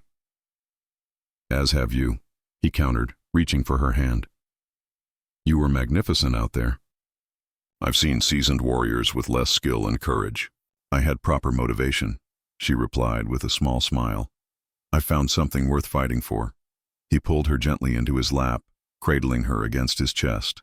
Despite the grime of battle that covered them both, the intimacy of the moment was a balm to their weary spirits. "When I saw you fighting those soldiers," he murmured into her hair, "my heart nearly stopped. The thought of losing you." "You won't lose me," she promised, lifting her head to meet his gaze. Not to Aldrich, not to battle, not to anything. Their kiss was different from their first, deeper, more urgent, colored by the knowledge of how easily they might have lost each other in the chaos of battle. When they finally broke apart, both were breathing heavily, the exhaustion of moments before temporarily forgotten. "Marry me," Edric said suddenly, the words tumbling forth as if he couldn't contain them any longer. "Not when the war is over. Not when everything is peaceful and perfect. Now amid all this." He gestured to the battle-scarred hall around them. "Life is too uncertain, too precious to waste a single day. Eleonora touched his face gently, tracing the line of his jaw. "I'm still married to Aldrich," she reminded him, though her heart soared at his proposal. In the eyes of the law, at least. Marriage he voided through his actions, Edric argued. No court in the north would recognize a union with a man who abandoned his wife to die. As king, I have the authority to declare your previous marriage dissolved on grounds of abandonment and cruelty. Your court might not accept a foreign woman as queen so easily, she cautioned, especially one with my complicated past. My court has seen you fight for Ravenhold as if born to its defense, he replied firmly. Those who matter will support my choice. As for the rest, he shrugged, a mischievous glint entering his tired eyes. Kings are occasionally permitted to be stubborn about matters of the heart. Eleonora laughed softly, a sound of pure joy that seemed to brighten the battle-worn hall. In that case, I accept your proposal, stubborn king, though I warn you, you're gaining an equally stubborn queen. Their moment of happiness was interrupted by a messenger who burst into the hall, his expression urgent. Your Majesty, riders, approaching from the east, not Blackthorn's men. They bear the royal banner of King Edric of Eastmarch. Edric and Eleonora exchanged surprised glances. Eastmarch was a powerful neighboring kingdom that had maintained careful neutrality in the conflict between Edric and Aldrich. How many? Edric asked, rising to his feet. A small diplomatic party, Your Majesty. Their herald requests an urgent audience, claiming information vital to the conflict with General Blackthorn. Edric nodded. Prepare the council chamber and inform Lord Magnus and Commander Valda. We'll receive them immediately. As the messenger departed, Eleonora straightened her battle-stained clothing as best she could. What could Eastmarch want at such a moment? They've avoided involvement until now. I don't know, Edric admitted. But King Edric is known for his pragmatism. If he's sending envoys now, it's because the political winds are shifting. The diplomatic party from Eastmarch arrived within the hour. 5 richly dressed nobles led by Lord Harlan, King Edric's trusted advisor. Despite the devastation evident throughout Ravenhold, they maintained the formal dignity of court diplomats, offering proper obeisance to Edric as they were shown into the hastily prepared council chamber. King Edric sends his regards and congratulations. On your victory, Your Majesty, Lord Harlan began after the formal introductions were complete. He also brings information he believes will be of significant interest regarding General Aldrich Blackthorn. We appreciate King Edric's sudden interest in our conflict, Edric replied with careful neutrality, though one wonders why Eastmarch chooses this particular moment to break its long-standing policy of non-interference. Lord Harlan smiled thinly. Eastmarch always acts in its own interests, Your Majesty. In this case, those interests now align with yours. He produced a sealed document from within his elaborate robes. 3 days ago, General Blackthorn sent emissaries to King Edric, seeking military support for his campaign against you. In exchange, he offered a significant portion of your eastern territories once victory was secured. Murmurs of outrage rose from Edric's advisors, but the king himself remained composed. I assume since you're here rather than marching with Aldrich's forces, King Edric declined this generous offer? Indeed, Harlan confirmed, but not before learning something that changes the nature of this conflict. His eyes shifted to Eleonora. Something concerning Lady Eleonora and her current marital status. Eleonora stiffened, suddenly alert. What about my marital status? It seems, my lady, that General Blackthorn has been keeping a significant secret. Lord Harlan extended the document toward her. This arrived in Eastmarch 2 weeks ago, before the general's emissaries. It's a formal declaration, bearing his seal and witnessed by a southern high priest. With steady hands belying her inner turmoil, Eleonora broke the seal and unfolded the parchment. As she read, her expression shifted from confusion to shock. What is it? Edric asked quietly. It's a declaration of annulment, she replied, her voice barely above a whisper. Dated 3 months ago, before he abandoned me in the desert. According to this, Aldrich dissolved our marriage on grounds of my barrenness, with the blessing of the southern temples. She looked up, stunned. I've been legally free of him for months without knowing it. He abandoned you, after already annulling. Your marriage? Edric asked, outrage clear in his voice. The annulment wasn't enough for him, Eleonora realized, the pieces falling into place. He wanted me gone, truly gone, so there would be no complications when he took a new wife. New wife who could solidify his claim to the Northern Territories, Lord Harlan added. Specifically, Lady Beatrice of Highcrest, whose distant connection to the Ravenwind line could be used to legitimize his ambitions. Edric's eyes widened with understanding. So Beatrice's treachery went deeper than we thought. She wasn't merely providing information.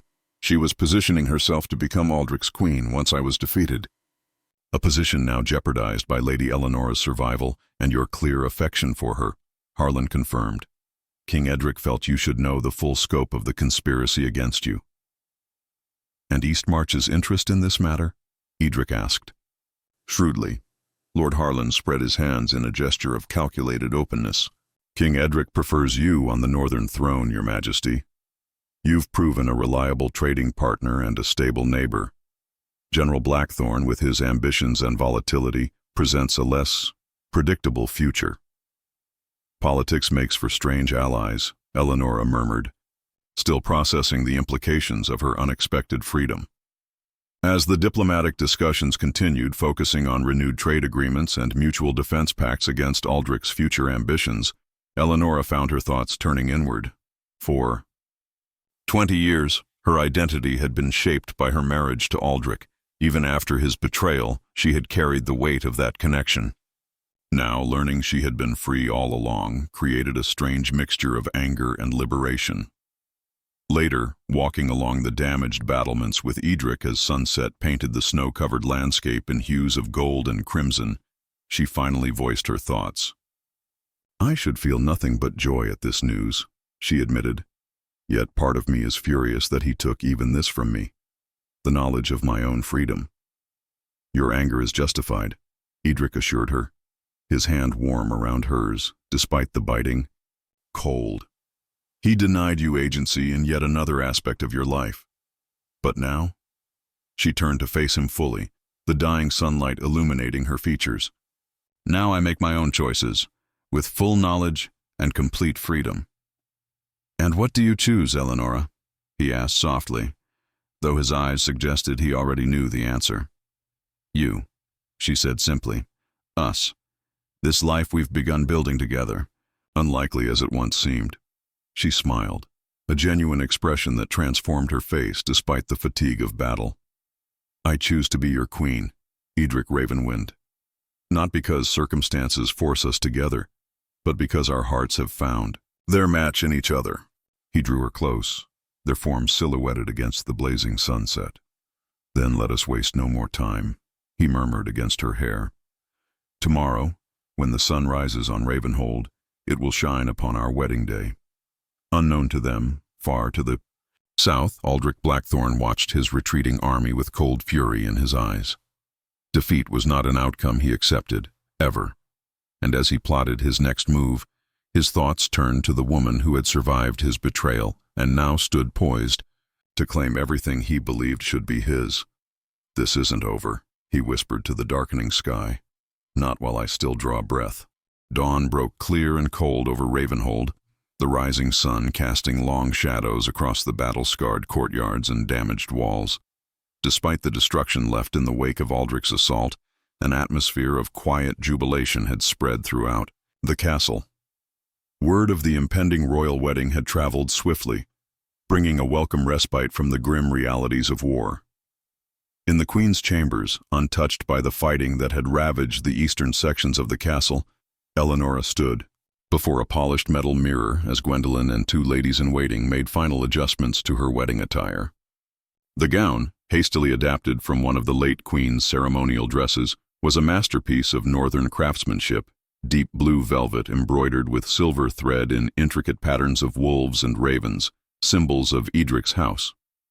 A cloak of silver-white fur draped from her shoulders, secured by an ornate clasp bearing the Ravenwind crest. You look every inch a queen, Gwendolen said approvingly, adjusting the simple silver circlet that rested upon Eleonora's dark hair. though I still say we should have waited at least a fortnight to properly prepare for such an occasion. Propriety seems a luxury ill-suited to our circumstances, Eleonora replied with a small smile. Besides, I've had quite enough of waiting in my life. The king certainly agrees with that sentiment. Gwendolen chuckled. I've never seen him so impatient, not even before battle. A soft knock at the door interrupted them. Commander Valda entered, her usual armor replaced by formal military dress, though her sword remained at her side. The Great Hall is prepared, my lady, she reported, and security has been arranged as the king requested. We've stationed guards throughout the castle and doubled the patrols along the outer walls. You expect trouble on this day? Eleonora asked, noting the commander's vigilant demeanor despite the festive occasion. I expect trouble every day until Aldrich Blackthorn lies dead, Valda replied bluntly, especially on a day that will so publicly cement his failure. Eleonora nodded, appreciating the commander's candor. And Lady Beatrice? Secured in the eastern tower under heavy guard, Valda confirmed, though she continues to protest her treatment and demand an audience with the king. I imagine she does, Eleonora murmured. Learning of Beatrice's planned marriage to Aldrich had clarified much about the woman's actions and bitter resentment. Has she offered any further information about Aldrich's plans? Nothing of value, Valda said with a dismissive gesture. Only complaints about her accommodations and threats of retribution when Blackthorn returns. Her confidence in him is misplaced, Eleonora observed. Aldrich abandons those who fail him. I know that better than anyone. A horn blast from the outer courtyard signaled it was time. Commander Valda bowed respectfully. The king awaits, my lady. As Eleonora made her way toward the great hall, accompanied by her small entourage, she was struck by the transformation that had overtaken Ravenhold in the span of a single day. Though signs of battle remained evident, the corridors had been swept clean, hastily repaired where possible, and decorated with winter greenery and the blue and silver banners of House Ravenwind. Servants and soldiers alike paused to bow as she passed, their faces reflecting genuine warmth rather than mere protocol. This, she realized, was what true loyalty looked like. Not the fear-based obedience Aldrich had demanded, but respect freely given. The great hall had been transformed. As well, hundreds of candles illuminated the vast space, their light reflecting off polished armor and jewels as nobles and warriors alike stood in attendance. The damaged sections had been concealed behind massive tapestries depicting northern legends, and fresh rushes scented with pine covered the floor. At the far end, beneath a canopy of blue and silver, stood Edric. He had forgone the elaborate royal regalia favored by southern kings, opting instead for the more practical yet no less impressive attire of a northern monarch, a tunic of midnight blue over which he wore a ceremonial breastplate emblazoned with the Ravenwind crest, and a cloak of wolf fur that fell from his broad shoulders to brush the floor. His crown, a relatively simple band of silver set with sapphires, gleamed in the candlelight, but it was his expression as Eleonora entered that captured her heart, a look of such open admiration and love that she nearly forgot the formal procession. They had hastily rehearsed. The ceremony itself was brief but profound, combining ancient northern traditions with elements familiar to the southerners among the witnesses. They spoke vows of loyalty and partnership, exchanged rings forged from a silver goblet that had survived the siege, and received the blessing of both the northern priest and the southern cleric who served the diplomatic mission from Eastmarch. Present to you, proclaimed Lord Magnus in his booming voice as the ceremony concluded, King Edric and Queen Eleonora Ravenwind, rulers of the northern realms. The assembled crowd erupted in cheers, the sound rising to the vaulted ceiling like a physical force. In that moment, with Edric's hand warm around hers and the approval of their people surrounding them, Eleonora felt a sense of belonging she had never experienced in all her years as Aldrich's wife. The celebration that followed was deliberately modest out of respect for those lost in the recent battle, yet no less joyous for its restraint. Northern traditions dictated that royalty mingle freely with their subjects during such occasions, and Edric and Eleonora moved through the hall, accepting congratulations and sharing brief conversations with nobles and common soldiers alike. You've won them completely, Edric murmured as they paused for a moment, watching the gathering with shared contentment. Even Lord Rowan, who opposed your presence at the War Council, has just told me what a fortunate man I am. The North has won me as well, she replied, squeezing his hand. I never imagined I could feel so at home in a place so different from where I was raised. It's not the place, came Lord Magnus's voice as he approached, carrying 3 goblets of mulled wine. It's the people. He handed them each a goblet. And speaking as one of those people, I'd say you belong here, my queen. High praise indeed. Edric laughed, clapping his massive cousin on the shoulder. Magnus rarely approves of anything that doesn't involve battle or hunting. I approve of those who fight well, Magnus corrected good-naturedly, nodding to Eleonora.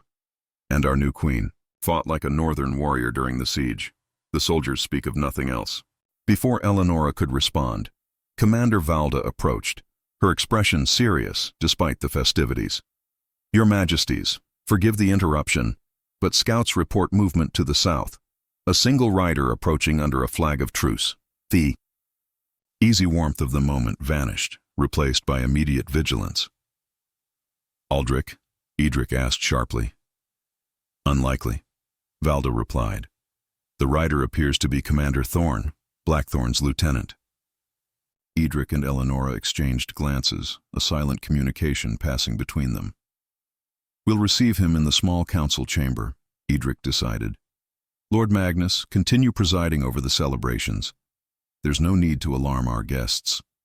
As they followed Commander Valda from the hall, Eleonora felt a familiar tension return to her shoulders. What game is Aldrich playing now? She wondered aloud, sending his second-in-command alone so soon after his defeat. We'll find out soon enough, Edric replied grimly. Though I doubt it's to offer congratulations on our marriage. Commander. Thorn awaited them in the small council chamber, his travel-stained appearance a stark contrast to the festive attire of those he faced. Despite his position as envoy, he had been relieved of weapons and stood flanked by 2 of Edric's most trusted guards. Commander, Edric greeted him coldly. You've traveled far to interrupt our wedding celebrations. I trust your message is of equal importance. Thorn's gaze shifted to Eleonora, a flicker of something. Surprise, perhaps, or calculation, crossing his features before he composed himself. I bring terms from General Blackthorn, he stated, his voice carefully neutral. Terms? Eleonora echoed with disbelief. After his defeat and retreat? Strategic withdrawal, Thorn corrected smoothly. The general recognizes that a winter campaign presents unique challenges, but he wishes to resolve this conflict without further bloodshed. How considerate, Edric remarked dryly. And what exactly does Aldrich propose? Thorn produced a sealed document from within his cloak. The general offers a permanent cessation of hostilities in exchange for 3 conditions. First, the return of the disputed eastern territories to southern control. Second, the release of Lady Beatrice to his custody. And third, his eyes fixed on Eleonora with cold intensity, the nullification of your marriage to Lady Eleonora and her return to the general as his lawful wife. A stunned silence followed this audacious demand. Has Aldrich lost his mind? Eleonora finally asked, genuine bewilderment in her voice. He annulled our marriage months ago. I have the documentation, witnessed and sealed. The general maintains that the annulment was obtained under duress and is therefore invalid, Thorn replied smoothly. He has since had it officially revoked by the Southern High Temple. Convenient timing, Edric observed, his voice dangerously quiet. And if we refuse these absurd terms, then the general will return in spring with an army 3 times the size of what you faced during the siege, Thorn said simply, backed by mercenaries from across the eastern seas and supported by those northern nobles who find a foreign queen distasteful. You threaten us on our wedding day, in our own castle, after we've defeated your forces in battle. Edric summarized, his anger barely contained. Your master's arrogance knows no bounds. The general anticipated your initial reaction, Thorn acknowledged. He authorized me to offer a private audience away from the castle, where you might discuss these matters more candidly. Tonight, at the old hunting lodge by the eastern ridge, you may bring a small escort, as will he. Edric and Eleonora exchanged glances, both recognizing the trap for what it was. "And if we decline this generous invitation?" Edric asked. "Then the general cannot guarantee the safety of the northern villages currently under his control," Thorn replied coldly. "Winter is harsh, and accidents happen to those without proper protection. The threat to innocent civilians hung in the air, its implications clear to all present." "You have your answer, Commander," Eleonora said before Edric could respond, her voice steady despite her internal fury. "Tell Aldrich that the king and queen of the northern realms reject his terms completely. His claim to me was voided by his own actions, both legal and moral. The eastern territories belong to the north by ancient right, and Lady Beatrice will answer for her treason according to northern law. As for his threats," she continued, stepping closer to Thorn, "remind Aldrich that I spent 20 years observing his tactics. I know his weaknesses as intimately as his strengths, and should he harm a single northern civilian, I will personally ensure he regrets surviving our last encounter." Thorn's expression remained impassive, but a muscle twitched in his jaw, the only sign that her words had affected him. "The general will be disappointed by your response." "The general has disappointed me for 20 years, Eleonora replied coldly. "It seems only fair to return the favor." After Thorn had been escorted from the castle, Edric turned to Eleonora with a mixture of pride and concern. "That was boldly done," he said, "though now we must prepare for whatever retaliation Aldrich plans." "The hunting lodge invitation was a trap," she said with certainty. "He hoped to separate you from your forces, to eliminate you through treachery rather than open battle." "I agree," Edric nodded, "but his threat against the villages is real. Aldrich has always been willing to harm the innocent to achieve his goals." "Then we must act first," Eleonora decided, her mind already forming a strategy. "Not by meeting him at the lodge, but by sending our own forces to secure those villages before he can make good on his threats." "A preemptive rescue mission," Edric mused, considering the idea. "Risky, but potentially effective." "I know which villages he'll target first," Eleonora explained. "The same pattern he's followed in every campaign: strike the weakest, most isolated settlements to demoralize the population before moving to larger targets." Edric studied her face, admiration clear in his expression. "My brilliant queen," he said softly. "You've turned Aldrich's greatest weapon against him, his predictability." They returned to the great hall, where the celebration continued, unaware of the new threat that loomed.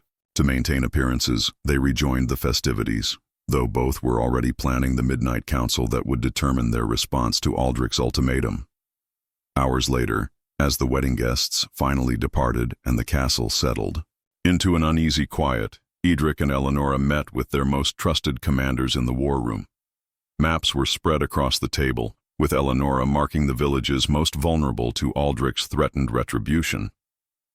"We'll need to move quickly and quietly," Commander Valda observed, studying the marked locations. 3 separate forces moving under cover of darkness.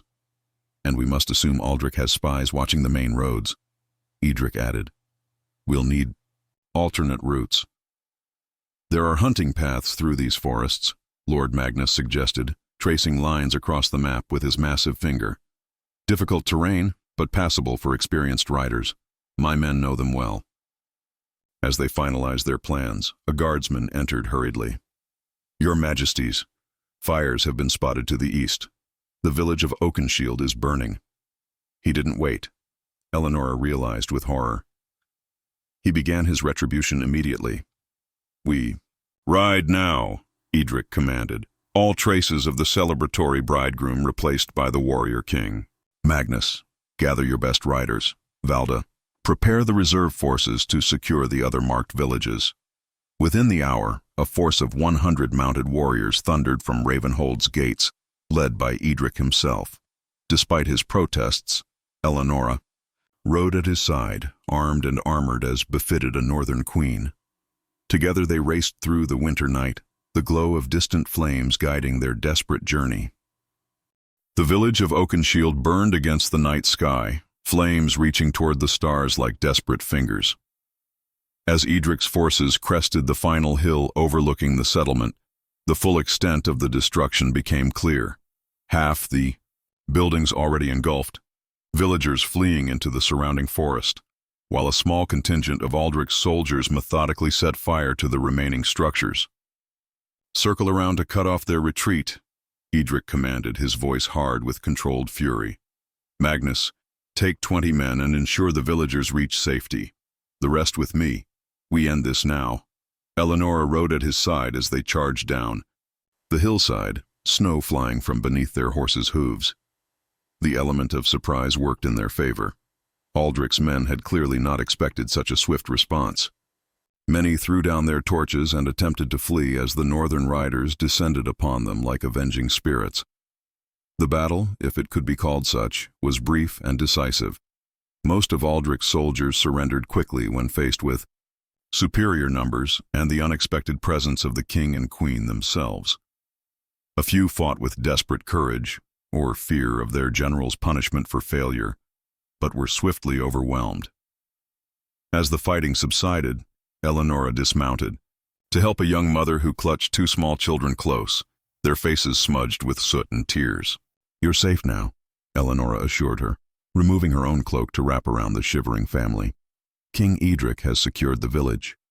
"The queen," the woman whispered in recognition, dropping into an awkward curtsy despite her burdens. "They said you'd come. The old ones who remember the northern ways. They said the Raven King and his southern queen would protect us." Eleonora was startled by the woman's words. "The old ones spoke of us?"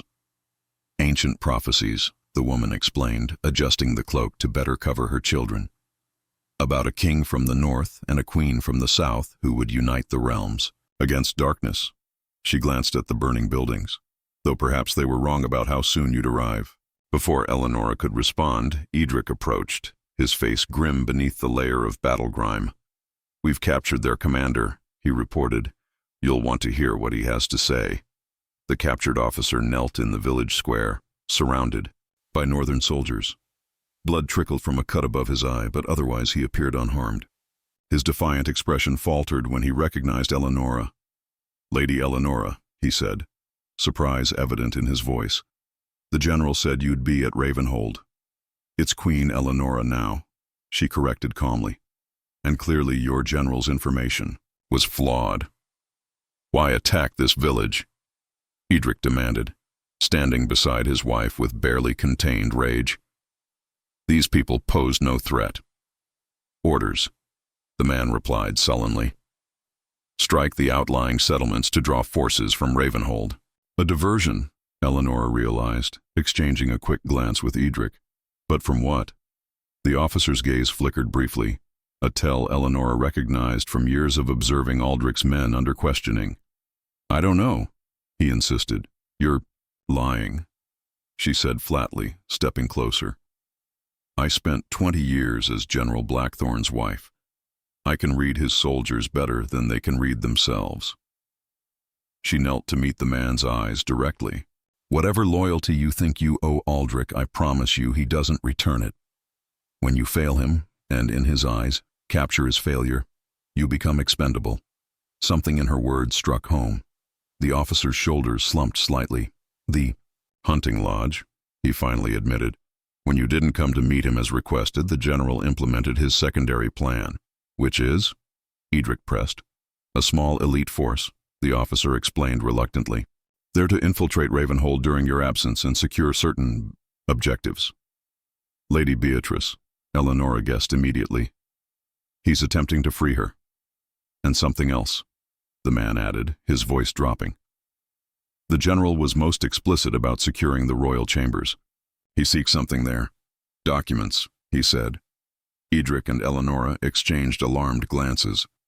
"The marriage certificate," Edric said quietly, "and the formal decree dissolving her union with Aldrich. Without those, he could continue to press his claim," Eleonora agreed, "especially to those who already question the legitimacy of our marriage." Edric turned to Commander Valda, who had approached during the questioning. "We must return to Ravenhold immediately. Magnus will remain here with half our force to secure the village and protect the civilians." "And him?" Valda asked, nodding toward the prisoner. "Bring him," Edric decided. His information may prove useful. The ride back to Ravenhold was even more urgent than their departure had been. Eleonora's mind raced with possibilities, each more concerning than the last. Aldrich had always been methodical in his campaigns, preferring overwhelming force to subtle maneuvers. This infiltration attempt represented a level of desperation she had rarely seen in him. "He's changing his tactics," she shared with Edric, as they rode side by side through the moonlit forest. Aldrich typically avoids personal risk. For him to authorize a covert mission into the heart of an enemy stronghold. "He's cornered," Edric observed. "Defeated in open battle, his political schemes exposed, his claim to you publicly invalidated. All that remains is his pride, which makes him more dangerous than ever," Eleonora concluded grimly. "A wounded predator is always the most lethal." They emerged from the forest to see Ravenhold silhouetted against the pre-dawn sky, its towers reaching upward like sentinels. No obvious signs of disturbance were visible, but both knew that Aldrich's infiltrators would not announce their presence with banners and war horns. As they approached the gates, a sentry called down, "Who goes there?" "Your king and queen," Edric shouted back. "Open the gates immediately." Inside the courtyard, they were met by Lord Cedric, his aged face creased with concern. "Your Majesties, we received no word of your return. Has there been any unusual activity during our absence?" Edric demanded, dismounting swiftly. "None reported," Cedric replied, confusion evident in his expression. "All has been quiet since you departed." "Too quiet," Eleonora murmured, scanning the courtyard with newly suspicious eyes. "Check on Lady Beatrice immediately."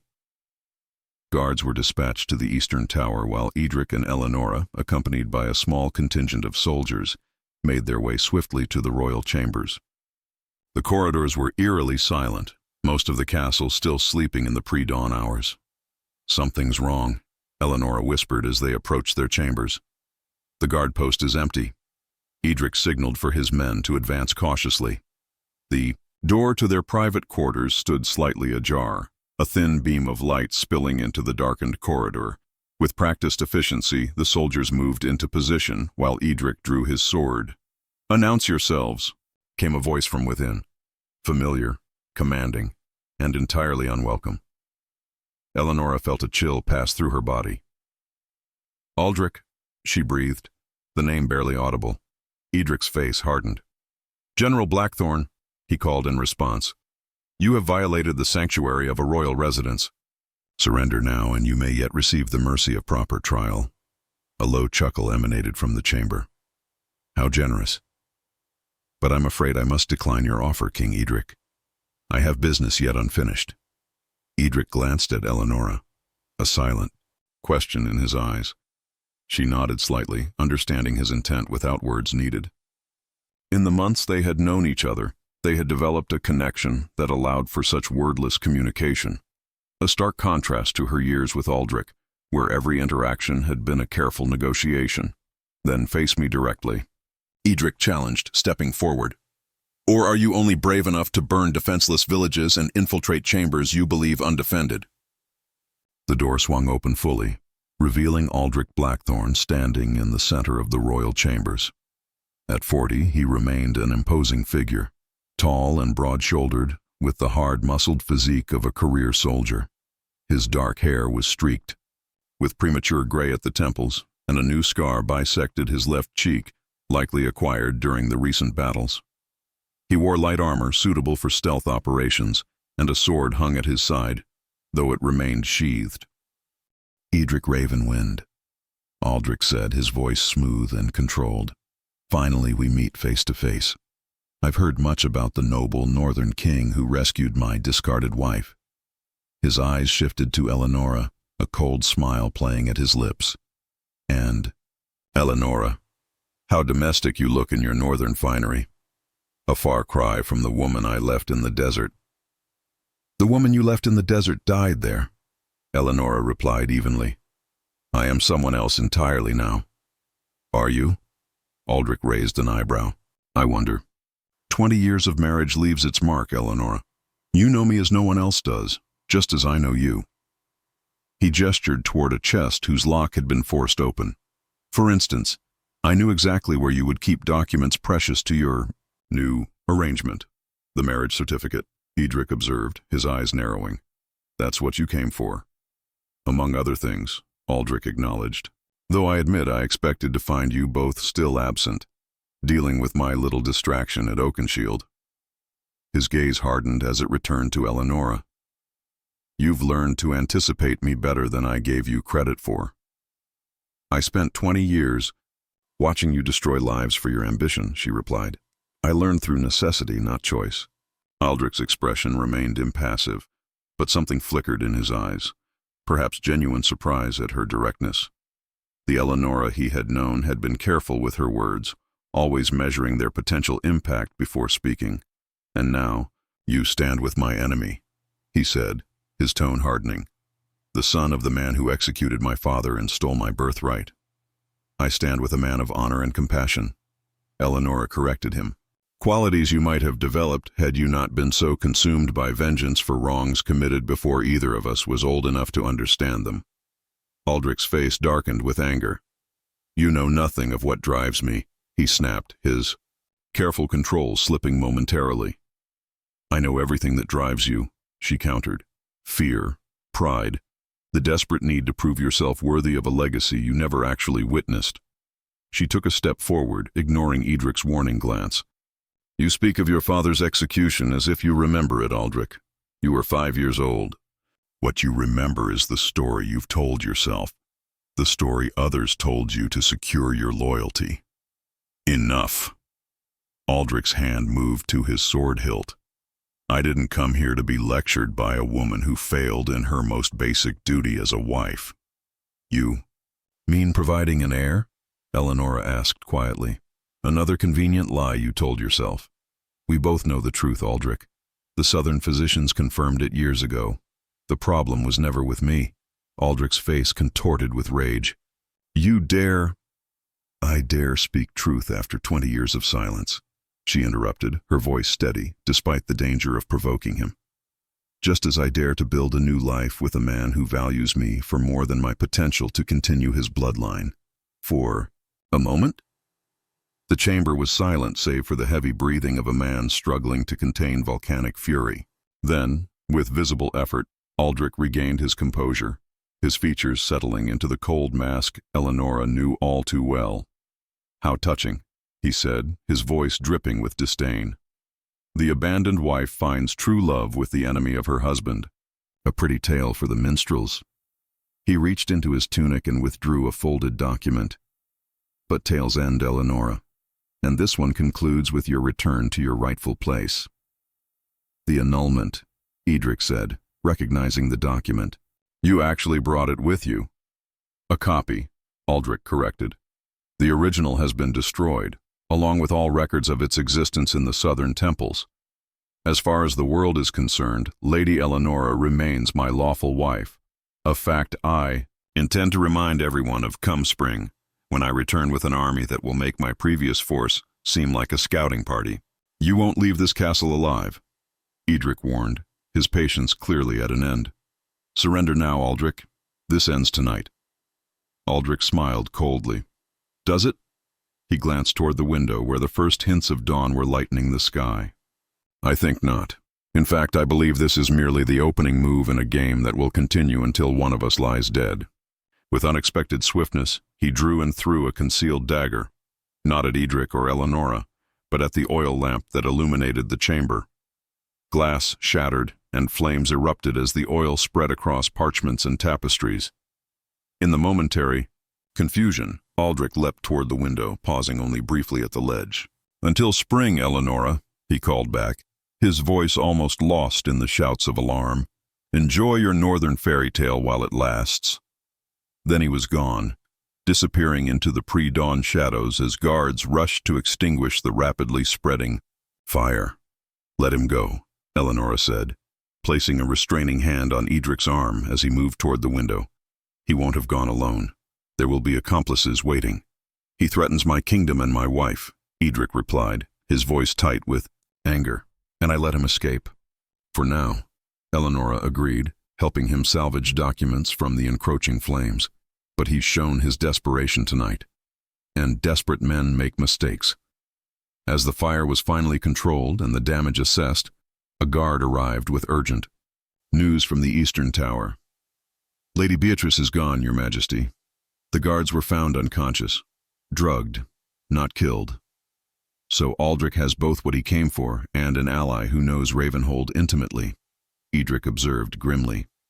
An ally who will quickly discover her true value to him, Eleonora noted. Beatrice may have orchestrated this escape, but she'll find Aldrich a harsh savior. Later, as dawn fully broke over a castle now humming with renewed vigilance, Edric and Eleonora stood on the battlements, watching as scout parties rode out to track Aldrich's escape route. He'll go to ground somewhere we can't easily reach him, Eleonora predicted. Rebuild his forces, craft new alliances, and wait for spring. And we'll be ready, Edric promised, his arm around her shoulders. Together. She leaned into his embrace, drawing strength from his solid presence. Together, she agreed softly, though I fear this confrontation with Aldrich has only hardened his resolve. He never could accept defeat, especially from those he considered beneath him. You were never beneath him, Eleonora, Edric said firmly. He simply lacked the wisdom to recognize your true worth. She smiled, turning to face him fully. His loss, your gain. My immeasurable gain, he corrected, brushing a strand of hair from her face with gentle fingers. And Aldrich's greatest mistake. As the sun rose higher, casting long shadows across the snow-covered landscape, Eleonora felt a curious mixture of dread and determination. The coming months would bring preparations for war, diplomatic maneuvering, and the constant shadow of Aldrich's threatened return. Yet for the first time in her life, she faced such challenges not as a silent supporter of another's ambition, but as a queen in her own right, with a partner who valued her strength rather than feared it. We should return inside, Edric suggested, after a while. The council will be gathering to discuss our next steps. In a moment, she replied, her eyes on the distant horizon where forest met sky. I want to remember this, the quiet before the storm. It reminds me that peace, however brief, is worth fighting for. Edric nodded, understanding as he always did. Together they stood in silence, king and queen, husband and wife, united against whatever darkness approached with the coming spring. Winter deepened its hold on the northern realms as weeks passed, with no further sign of Aldrich. Snow piled in drifts taller than a man against Ravenhold's walls, and ice formed in fantastic patterns across the windows of the great hall. Despite the bitter cold outside, warmth flourished within the castle, not merely from the roaring hearths that burned day and night, but from the sense of purpose and unity that had taken root since the wedding of King Edric and Queen Eleonora. The royal couple had thrown themselves into preparations for the confrontation they knew would come with spring's thaw. Under Eleonora's guidance, the kingdom's defenses had been systematically strengthened. Villages once vulnerable to raids now boasted palisade walls and trained militias. Supply caches were established throughout the realm, ensuring that no settlement would face starvation if isolated by enemy forces. On this particular morning, Eleonora sat in the council chamber with the kingdom's master builders, reviewing plans for additional fortifications along the southern approach to Ravenhold. Despite the early hour, she was fully engaged, pointing out potential weaknesses in the proposed designs. The eastern slope remains too accessible, she noted, indicating a section of the map spread across the massive oak table. Aldrich will recognize that vulnerability immediately. Master Builder Thorin, a grizzled man with hands hardened by decades of stonework, scratched his beard thoughtfully. We could extend the outer wall another 50 yards, Your Majesty, but it would require additional quarrying.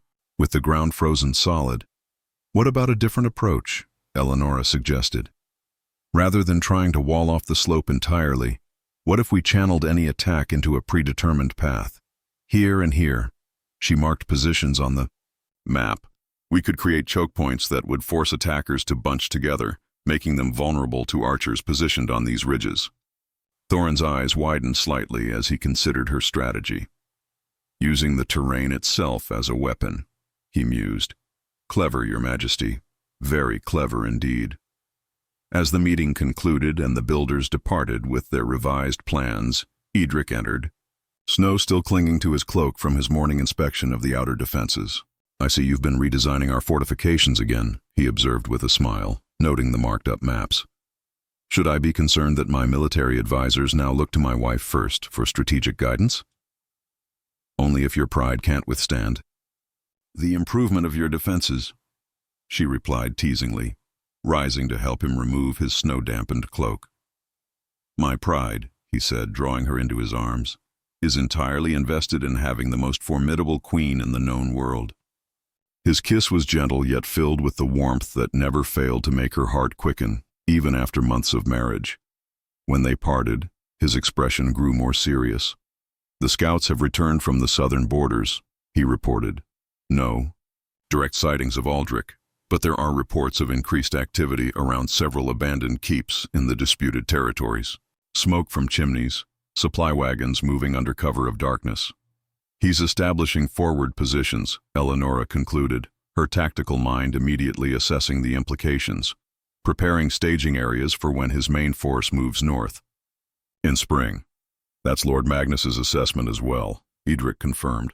He's requested permission to lead raids against these outposts before they're fully established. Eleonora considered this, moving to the window that overlooked the snow-covered courtyard below. Raids would disrupt Aldrich's preparations, she acknowledged, but they'd also alert him to our awareness of his movements. There might be value in letting him think his activities remain undetected. Edric joined her at the window, his reflection appearing beside hers in the frosted glass. Ever the strategist, he observed with quiet admiration, thinking 3 moves ahead. When you've lived with someone like Aldrich, you learn to anticipate, she replied, a shadow briefly crossing her features. Though I confess, his silence, these past weeks concerns me more than open aggression would. It's unlike him to withdraw so completely. Perhaps Lady Beatrice has been a more demanding companion than he anticipated, Edric suggested wryly. The mention of Beatrice brought a slight smile to Eleonora's lips. I almost pity her. Aldrich does not tolerate failure, and her scheme to secure his victory failed spectacularly. Before they could discuss further, a sharp knock at the door preceded the entrance of Commander Valda, her expression unusually troubled. Your Majesties, she began formally, a situation has developed that requires your immediate attention. A merchant caravan has arrived from the south with unexpected cargo. What sort of cargo concerns the commander of the Royal Guard? Edric asked, immediately alert. A prisoner, Your Majesty, Valda replied. Lady Beatrice, bound and under heavy guard. The caravan leader insists she be delivered directly to you and the Queen. Eleonora and Edric exchanged startled glances. Bring the caravan leader to us immediately, Edric commanded, and have Lady Beatrice secured in the guest chambers under guard, but treated with dignity befitting her rank. Guest chambers, not the dungeons? Valda questioned, her skepticism evident. For now, Edric confirmed, until we understand the circumstances of her return. When the caravan leader was ushered in moments later, both Edric and Eleonora were surprised to find not some hardened mercenary but a dignified older woman with shrewd eyes and the practical attire of a successful merchant. Your Majesties, she greeted them with a respectful bow. I am Mistress Lydia of the Southern Trading Guild. Forgive this unusual delivery, but circumstances left me little choice. Explain how Lady Beatrice came into your custody, Edric requested, studying the woman carefully. My caravan was 3 days south of here when she stumbled into our camp, Lydia explained, half frozen, barely coherent, and clearly fleeing something, or someone. When she regained her senses enough to speak, she begged for protection and passage to Ravenhold. She wished to return here? Eleonora asked, unable to hide her surprise. After betraying us to Aldrich? Her exact words, Your Majesty, were that she would rather face northern justice than another day with that monster. Lydia's expression grew grim. Given her condition when we found her, I'm inclined to believe her sincerity. Her condition? Edric prompted. Lydia hesitated, choosing her words carefully. She had been badly beaten, Your Majesty. Recently and repeatedly, judging by the various stages of healing.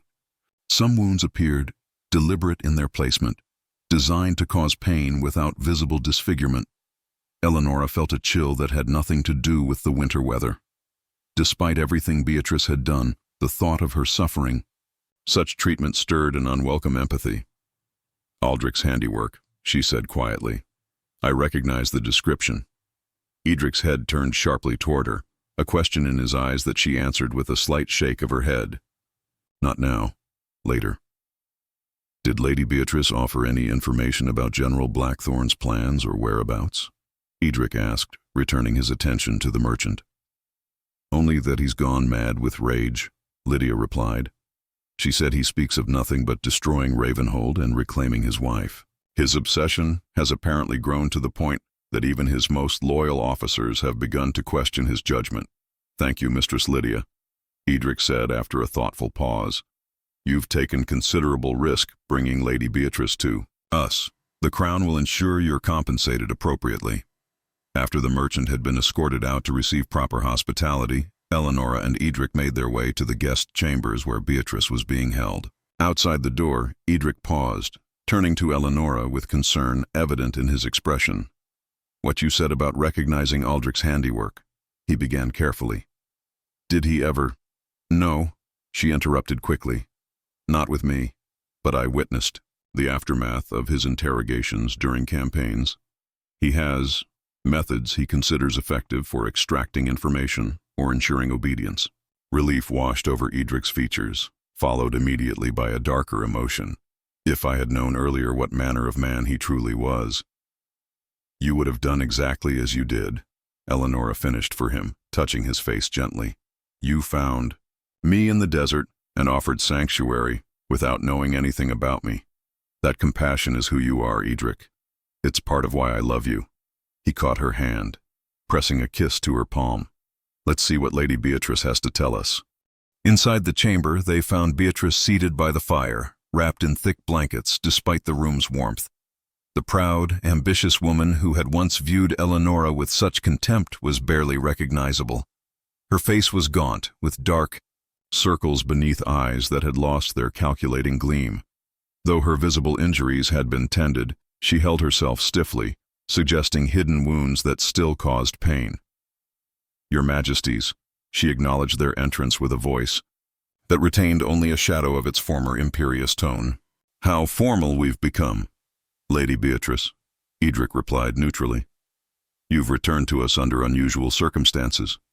Unusual, she repeated with a brittle laugh. Yes, I suppose that's one word for it. Desperate might be another, or humiliating. Why? Did you come back?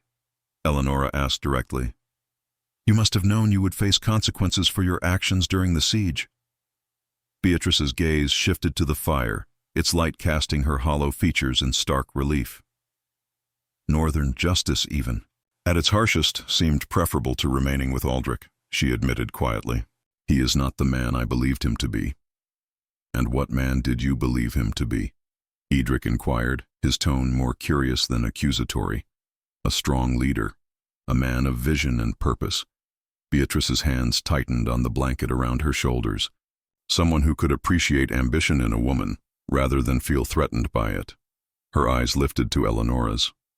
Someone who would value me as Edric clearly values you. The admission hung in the air, its honesty surprising all three of them.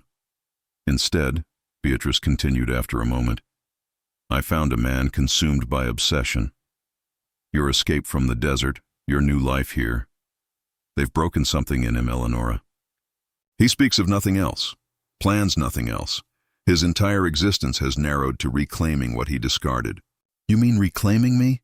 Eleonora clarified, a cold certainty settling in her stomach. Yes. Beatrice's gaze was direct now, the fear in it unmistakable. At first, I believed I could redirect his focus, use his desire for revenge to advance our mutual interests. But I soon discovered that Aldrich Blackthorn has only one interest now, proving that nothing and no one escapes his control. She pulled the blanket tighter, as if warding off a chill only she could feel. when I suggested he focus on securing the disputed territories rather than pursuing you. He demonstrated his displeasure with my counsel. The merchant who brought you here mentioned his officers have begun questioning his judgment, Edric noted. How widespread is this dissatisfaction? Growing by the day, Beatrice confirmed. Commander Thorn remains loyal, but several captains have already deserted. Others stay only out of fear. And his military preparations? Eleonora asked. We know he's establishing outposts along the southern border. Beatrice's eyebrows rose slightly at this information. Your intelligence is good, she acknowledged. Yes, he's preparing staging areas for the main force he expects from the south when spring arrives. Mercenaries mostly, his reputation still. Commands respect among those who sell their swords to the highest bidder. How many? Edric pressed. 5,000 at least expected by the first thaw, possibly more if his southern allies commit their forces as promised. Beatrice hesitated, then added, but numbers aren't what should concern you most. Aldrich has become reckless. He speaks of tactics he would never have considered before. Poisoning wells, targeting civilians, using fire to destroy crops and homes. Total war, Eleonora murmured, a chill running through her. He means to leave nothing standing, unless he gets what he wants? Beatrice confirmed, her eyes moving between Eleonora and Edric. You, Eleonora, returned to him, submissive and chastened. And you, King Edric, either dead or publicly humiliated. Nothing less will satisfy him now. The chamber fell silent, save for the crackling of the fire. Finally, Edric spoke, his voice quiet but firm. Thank you for this information, Lady Beatrice. It will help us prepare accordingly. As for your own situation, you will remain under guard until the council can determine appropriate consequences for your actions during the siege. I understand, Beatrice replied, surprising them both with her acceptance. I betrayed your trust and conspired with your enemy. I expect no mercy. She paused, then added with a hint of her old directness. But I would offer one piece of advice, if I may be so bold. Speak, Edric permitted. Don't wait for Aldrich to come to you, she said urgently. He expects you to fortify and prepare for a spring assault. It's what any rational ruler would do. Her eyes fixed on Eleonora. But you know him better than anyone, Eleonora. You know how he thinks, how he plans. Use that knowledge. Strike before he expects it. As they left Beatrice's chambers, Eleonora's mind was already racing with the implications of what they'd learned. She's right about one thing, she said as they walked along the torch-lit corridor. Aldrich will expect us to wait, to prepare defensive positions and gather our forces here at Ravenhold. You're suggesting a preemptive strike? Edric asked, studying her face carefully. I'm suggesting we consider all options, she replied diplomatically, including those Aldrich would never anticipate from us. Before they could discuss further, a guard approached at a run, his expression urgent. Your Majesties, riders approaching from the east, flying blackthorn colors. How many? Edric demanded, immediately alert. Just 3, Your Majesty. One carries a white flag. Eleonora and Edric exchanged glances. Another message from Aldrich, she surmised. More demands or threats, no doubt. Or something else entirely. Edric replied grimly. Let's find out what game he plays now. From the battlements of Ravenhold, Eleonora and Edric watched as the 3 riders bearing blackthorn colors approached through the swirling snow. The white flag of truce snapped in the bitter wind, and even from a distance, Eleonora recognized the lead rider's rigid posture. Commander Thorn, she murmured, her breath forming clouds in the frigid air. Aldrich's most loyal officer. What purpose could this serve? Edric wondered aloud, his eyes narrowed against the glare of sun on snow. After Beatrice's escape and the information she's provided, he must know we're aware of his plans. Unless... This is part of those plans, Eleonora replied, a sense of unease settling in her stomach. Aldrich rarely acts without multiple layers of strategy. They descended to the courtyard as the castle gates opened to admit the riders under heavy guard. Commander Thorn dismounted with military precision, his weathered face impassive as he surveyed the armed northern soldiers surrounding him. Ice clung to his beard and eyebrows, evidence of the harsh journey through winter's grip. "Commander," Edric greeted him formally, standing tall in his fur-lined cloak, the silver crown of the northern realms gleaming on his brow. "You ride far in treacherous weather to deliver a message. Some messages warrant personal delivery." "Your Majesty," Thorn replied, his gaze shifting to Eleonora. Something in his expression, a flicker of what might almost be respect, caught her attention. "My lady." "Forgive me, Your Majesty," he corrected himself with a slight bow. "General Blackthorn sends his regards." "I'm certain he does," Eleonora responded dryly, "though I doubt those regards are particularly warm." A ghost of a smile touched Thorn's lips before vanishing. "The General requests a private audience with you both, alone and unarmed, at neutral ground, the shrine at Winterfall Pass." Edric's expression hardened.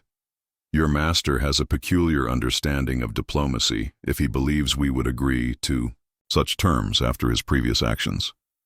"The General anticipated your reluctance," Thorn acknowledged. "He instructed me to inform you that this meeting concerns matters beyond the current conflict, information vital to the survival of both your kingdoms." "What information could be so critical?" Eleonora asked, studying the commander's face for any sign of deception. Thorn hesitated, glancing at the surrounding guards before responding. "Forgive my discretion, Your Majesty, but the General was explicit that this information be shared only in person." He lowered his voice. "What I can say is that it concerns threats from beyond your eastern borders, threats that make our current disagreements seem trivial by comparison." Edric and Eleonora exchanged glances, a silent communication passing between them. "Commander Thorn," Edric said finally, "you will be provided quarters befitting your rank while we consider this request.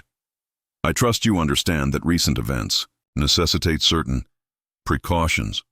"Of course, Your Majesty," Thorn replied with military stoicism. "I would expect nothing less." As the commander was escorted away, Edric turned to Eleonora. "What do you make of this?" "It's unlike Aldrich to invoke external threats," she said thoughtfully as they made their way to the privacy of the royal study. "His focus has always been internal. Power, control, personal vendettas. This approach seems uncharacteristic." Inside the warmth of the study, with its walls lined with ancient books and a fire crackling in the hearth, Edric poured 2 goblets of mulled wine before settling into a chair opposite Eleonora. "Could it be legitimate?" he asked, passing her a steaming goblet. "There have been rumors of unrest in the eastern kingdoms." "Possibly," she conceded, warming her hands on the goblet. "But more likely it's another stratagem, a way to lure us from Ravenhold's protection." Yet Thorn himself came as messenger, Edric noted, Aldrich's most trusted officer. "Which suggests he places great importance on our acceptance," Eleonora agreed. She took a thoughtful sip of wine, the spices warming her from within. "There's something else, something in Thorn's manner that seemed different, less hostile than during previous encounters." "You think he might be wavering in his loyalty to Aldrich?" "Not wavering, exactly," she clarified, "but perhaps questioning. Beatrice mentioned that some of Aldrich's officers have grown concerned about his judgment. Thorn has served him longer than most. He would recognize changes in his commander's behavior better than anyone." Edric considered this, absently turning his goblet in his hands. "So, we have 3 possibilities. This is a genuine attempt at diplomacy, a trap designed to remove us from Ravenhold's protection, or something more complex involving Thorn's own motives." "There's one way to find out," Eleonora said, decision forming in her mind. "I should speak with Thorn alone." Edric's brow furrowed with concern. "Is that wise?" "We served in the same campaigns for years," she explained. "He knows me not just as Aldrich's wife, but as a strategist in my own right. If there's more to this message than he's revealed publicly, I have the best chance of discovering it." Though clearly reluctant, Edric nodded. "Very well. But not alone. I want guards posted within earshot." "Of course," she agreed, reaching across to take his hand. "I've no desire to take unnecessary risks, especially now." Her meeting with Commander Thorn took place in a small chamber adjacent to the Great Hall. comfortable enough to honor his rank as envoy, but secure enough to ease Edric's concerns. Guards stood visibly at the door, with more positioned discreetly within calling distance. Thorn rose as she entered, offering a formal bow that seemed to contain genuine respect. "Your Majesty, thank you for agreeing to speak with me." "Sit." "Commander," she invited, taking a seat across from him. "We've known each other long enough to dispense with excessive formality when in private." He resumed his seat, studying her with newfound consideration. "You've changed," he observed, "and not merely in title or appearance." "Freedom does that," she replied simply, "as does finding one's true place in the world." "So it would seem." He glanced toward the guards at the door before continuing in a lower voice. "What I'm about to share goes beyond my orders from General Blackthorne. I risk much in telling you this."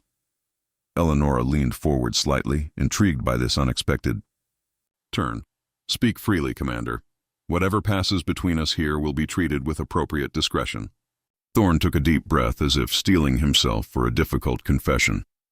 "The General is not well, Lady Eleonora. Forgive me, Your Majesty. His behavior has become increasingly erratic since your escape and subsequent marriage. What began as understandable anger has transformed into something darker." "Obsession," Eleonora supplied quietly. "Yes," Thorn confirmed. "An obsession that consumes his every waking moment. He speaks of nothing but reclaiming you and destroying King Edric. Military strategy, diplomatic considerations, even basic logistics, all have become secondary to this fixation. And his officers? How do they respond to this change?" "With growing concern," Thorn admitted. "Several have already deserted, as Lady Beatrice may have informed you.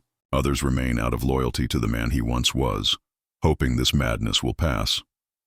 His weathered face showed genuine distress. "I myself have served General Blackthorne for 25 years. I've never seen him in such a state." "And this proposed meeting at Winterfall Pass?" Eleonora prompted. "Is it genuine, or another of Aldrich's schemes?" Thorn hesitated, conflict evident in his expression. "Both," he finally answered. "There is indeed troubling news from the Eastern Kingdoms, reports of unusual troop movements that suggest possible aggression come spring. The General believes this information valuable enough to warrant a temporary truce." "But," Eleonora pressed, sensing the unspoken qualifier, "but he also views this meeting as an opportunity." Thorn acknowledged reluctantly. "A chance to confront King Edric directly, and to see you again. His instructions regarding the meeting itself were concerning." "How so?" "He spoke of bringing you back, by whatever means necessary," Thorn revealed, his discomfort evident. "When I questioned the wisdom of attempting to abduct a queen from a diplomatic parley, he became enraged, accusing me of disloyalty." Eleonora absorbed this information, her mind already forming a strategy. "Why tell me this, Commander? You've served Aldrich faithfully for decades. Why risk his wrath now?" Thorn met her gaze directly. "Because I serve the General, not his madness. What he plans now dishonors everything he once stood for, everything we fought for together over the years." He leaned forward, his voice dropping further. "And because I've seen what you've built here. A kingdom united not through fear, but loyalty freely given. It's admirable." The sincerity in his voice surprised her. "What exactly are you proposing, Commander Thorn?" "A chance to end this conflict without further bloodshed," he replied. "Meet with the General as requested, but on your terms, not his. Bring whatever guards you deem necessary.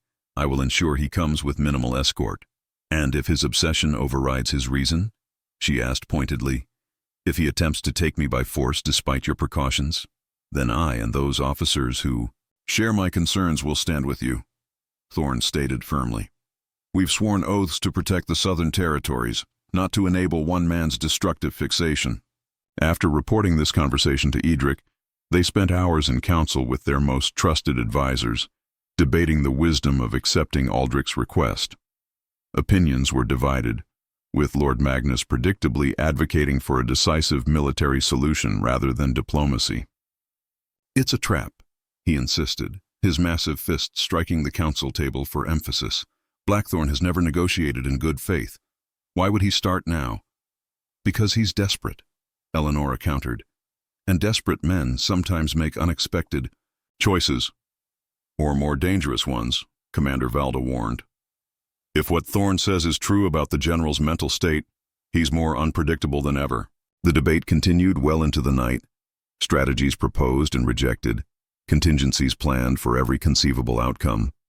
Through it all, Eleonora remained thoughtful, weighing each option with the careful consideration that had become her hallmark as queen. Finally, as the council adjourned with dawn approaching, Edric and Eleonora retired to their chambers, both physically and mentally exhausted from the day's developments. "You've been unusually quiet these past few hours," Edric observed as they prepared for a few hours' rest before the day's responsibilities would begin anew. "What thoughts have you been turning over in that strategic mind of yours?" Eleonora sat at the edge of their bed, her hair falling loose around her shoulders as she removed the last of her jewelry. "I've been thinking about endings," she admitted. "About how conflicts like this one truly conclude. Through victory in battle most often," Edric replied, settling beside her. "That's not an ending," she countered gently. "It's merely a pause. Before the next generation continues the fight. Your father defeated Aldrich's father, yet here we are, facing the same conflict decades later." Edric considered this, understanding dawning in his eyes. "You believe meeting with Aldrich might offer a different kind of resolution?" "I believe it's worth attempting," she said carefully. "Not because I trust him, but because I know him. His obsession has made him vulnerable in ways he doesn't recognize. You want to use that vulnerability," Edric realized, "to end this permanently. To offer him a choice," she corrected. "One final opportunity to break this cycle of vengeance and recrimination." She turned to face him fully, taking his hands in hers. "And if he refuses that choice, to ensure he never threatens our future again." The plan they developed over the following days was meticulous in its detail. Ravens flew between Ravenhold and the shrine at Winterfall Pass, establishing the terms of the meeting. Scouts surveyed the surrounding terrain, identifying potential ambush points and escape routes. Elite guards trained for every conceivable scenario, from diplomatic success to armed confrontation. On the morning of the appointed day, snow fell in gentle flakes as Eleonora prepared for the journey. Her attire reflected both her royal status and practical considerations, a gown of deep blue velvet beneath layers of fur and leather that would allow freedom of movement if necessary. At her waist, partially concealed by her cloak, she wore a slender dagger, a gift from Edric, who had insisted she not go completely unarmed despite the diplomatic nature of the meeting. "Are you certain about this?" Edric asked as they stood in the courtyard, their escort of 50 elite guards already mounted and waiting. "There's still time to reconsider." "I've never been more certain of anything," she assured him, the determination in her eyes leaving no room for doubt. "This ends today, one way or another." The journey to Winterfall Pass took most of the day, their progress slowed by deep snow and treacherous mountain paths. The shrine itself stood at the highest point of the pass, an ancient stone structure, dating back to times before either the northern realms or the southern territories had been established as separate kingdoms.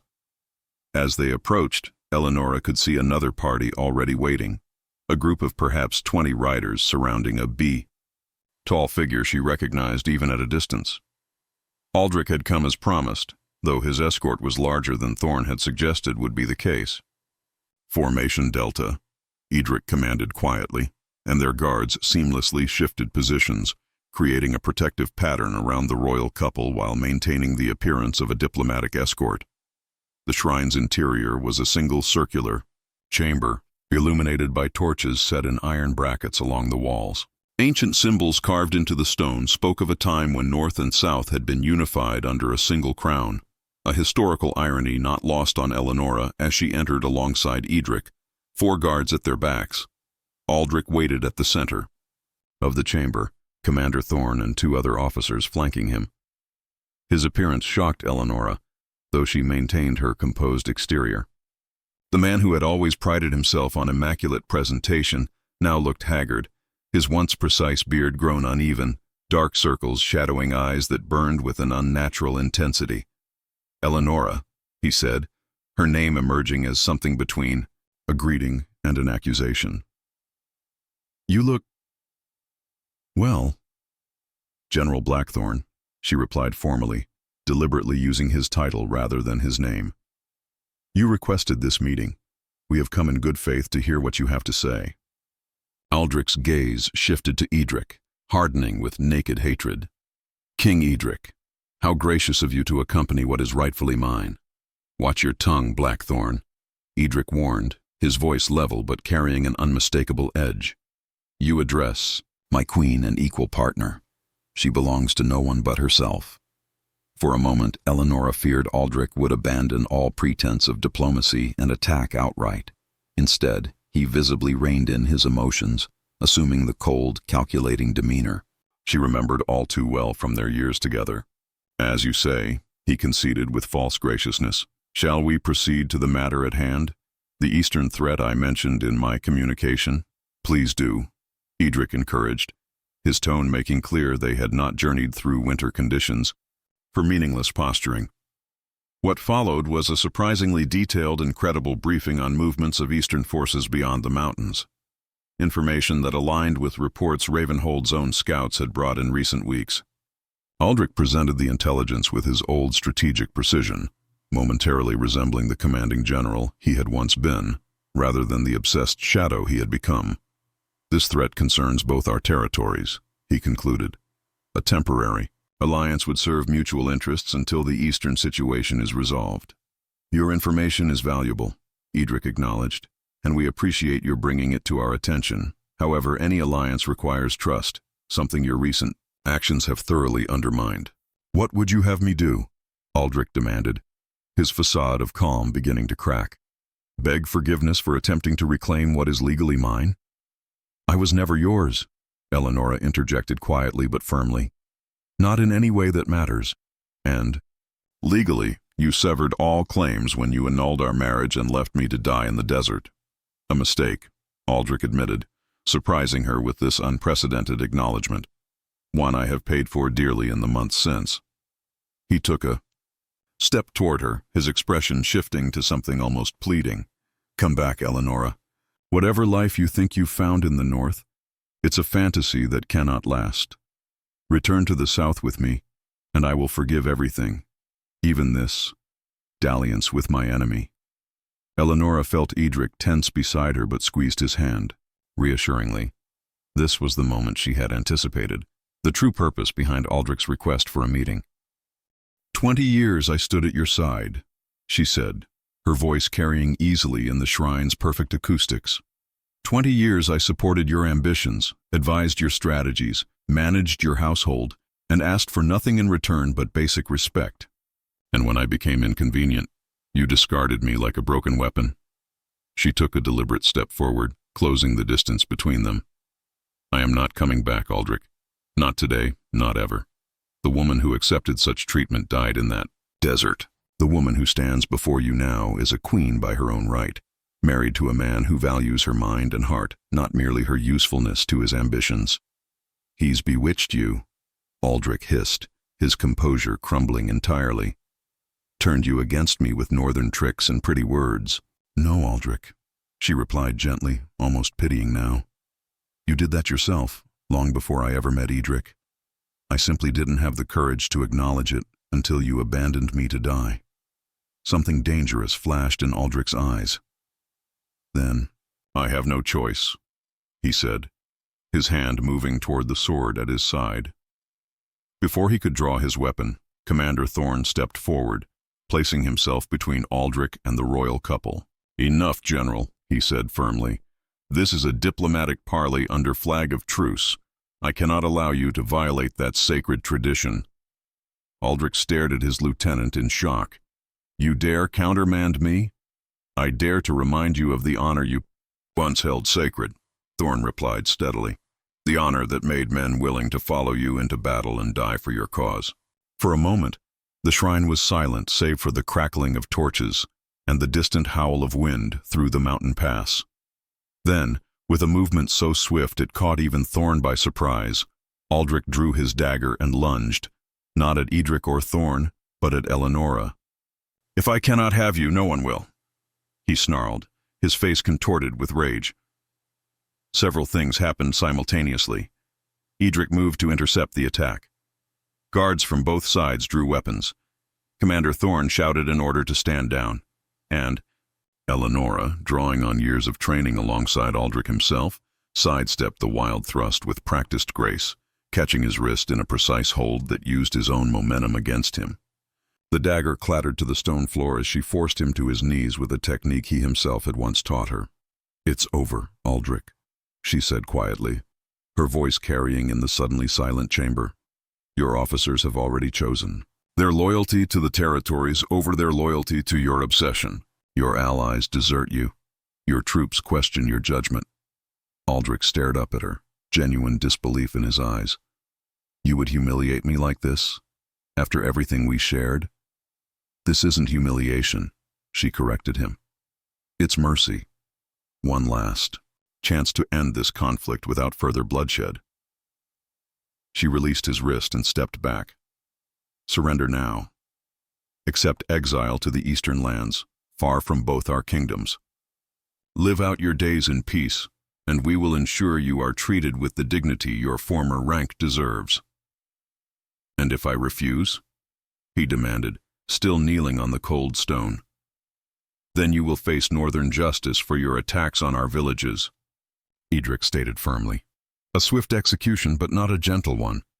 Aldrich looked from Edric to Eleonora, then to Commander Thorne and the officers who had once been his most loyal supporters. In their faces, he clearly read the truth. His cause was lost. His obsession had cost him everything he had spent a lifetime building. "Very well," he said finally, his voice hollow with defeat. Exile. Spring arrived in the northern realms with unusual gentleness that year. Snow melted gradually from the mountains, feeding streams and rivers without the devastating floods that often accompanied the thaw. In fields surrounding Ravenhold and throughout the kingdom, the first green shoots emerged from soil enriched by winter's rest. On a balcony overlooking the castle gardens, where crocuses had begun to bloom in brilliant purple and gold, Eleonora stood with Edric, watching as life returned to the land they had defended together. "Word from the eastern escort," Edric said, handing her a small scroll bearing the royal seal. "Aldrich has been safely delivered to the monastery at World's End. The brothers have agreed to keep him in honorable confinement for the remainder of his days." "And Commander Thorne?" she asked, unrolling the parchment to read its contents. "Accepted. Our offer to serve as diplomatic envoy to the southern territories," Edric confirmed. "His knowledge of both realms makes him uniquely qualified to help maintain the peace we've established." Eleonora nodded, satisfaction warming her more than the spring sunshine. "From enemies to cautious allies in a single winter," she mused. "The court historians will be writing about this for generations." "They'll write about you," Edric corrected, drawing her into his arms.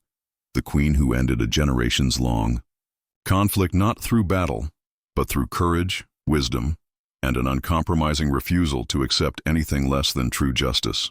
She smiled, leaning into his embrace. "They might mention the king who stood beside her as well," she suggested, the man wise enough to recognize strength in unexpected places. As they stood together, watching spring reclaim the land from winter's grip, Eleonora reflected on the extraordinary journey that had brought her here. From abandoned wife left to die in the desert to beloved queen of a thriving northern kingdom. The path had been neither straight nor easy, marked by battles both physical and emotional, by betrayals and unexpected alliances. Yet through it all, she had discovered something precious beyond measure.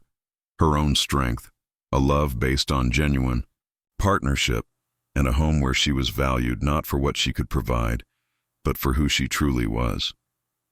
"What thoughts put that smile on your face?" Edric asked, kissing the top of her head. "I was thinking about beginnings," she replied, echoing their conversation from months earlier, "and how sometimes what seems like an ending is merely the first step toward something far better than we could have imagined."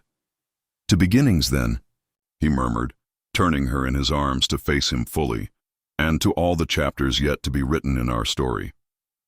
Their kiss, witnessed only by the awakening garden and the boundless sky above, sealed a promise that had begun in the harshest desert and flourished in the coldest winter. A love that, like spring itself, had emerged triumphant from adversity, bringing new life and hope to all it touched.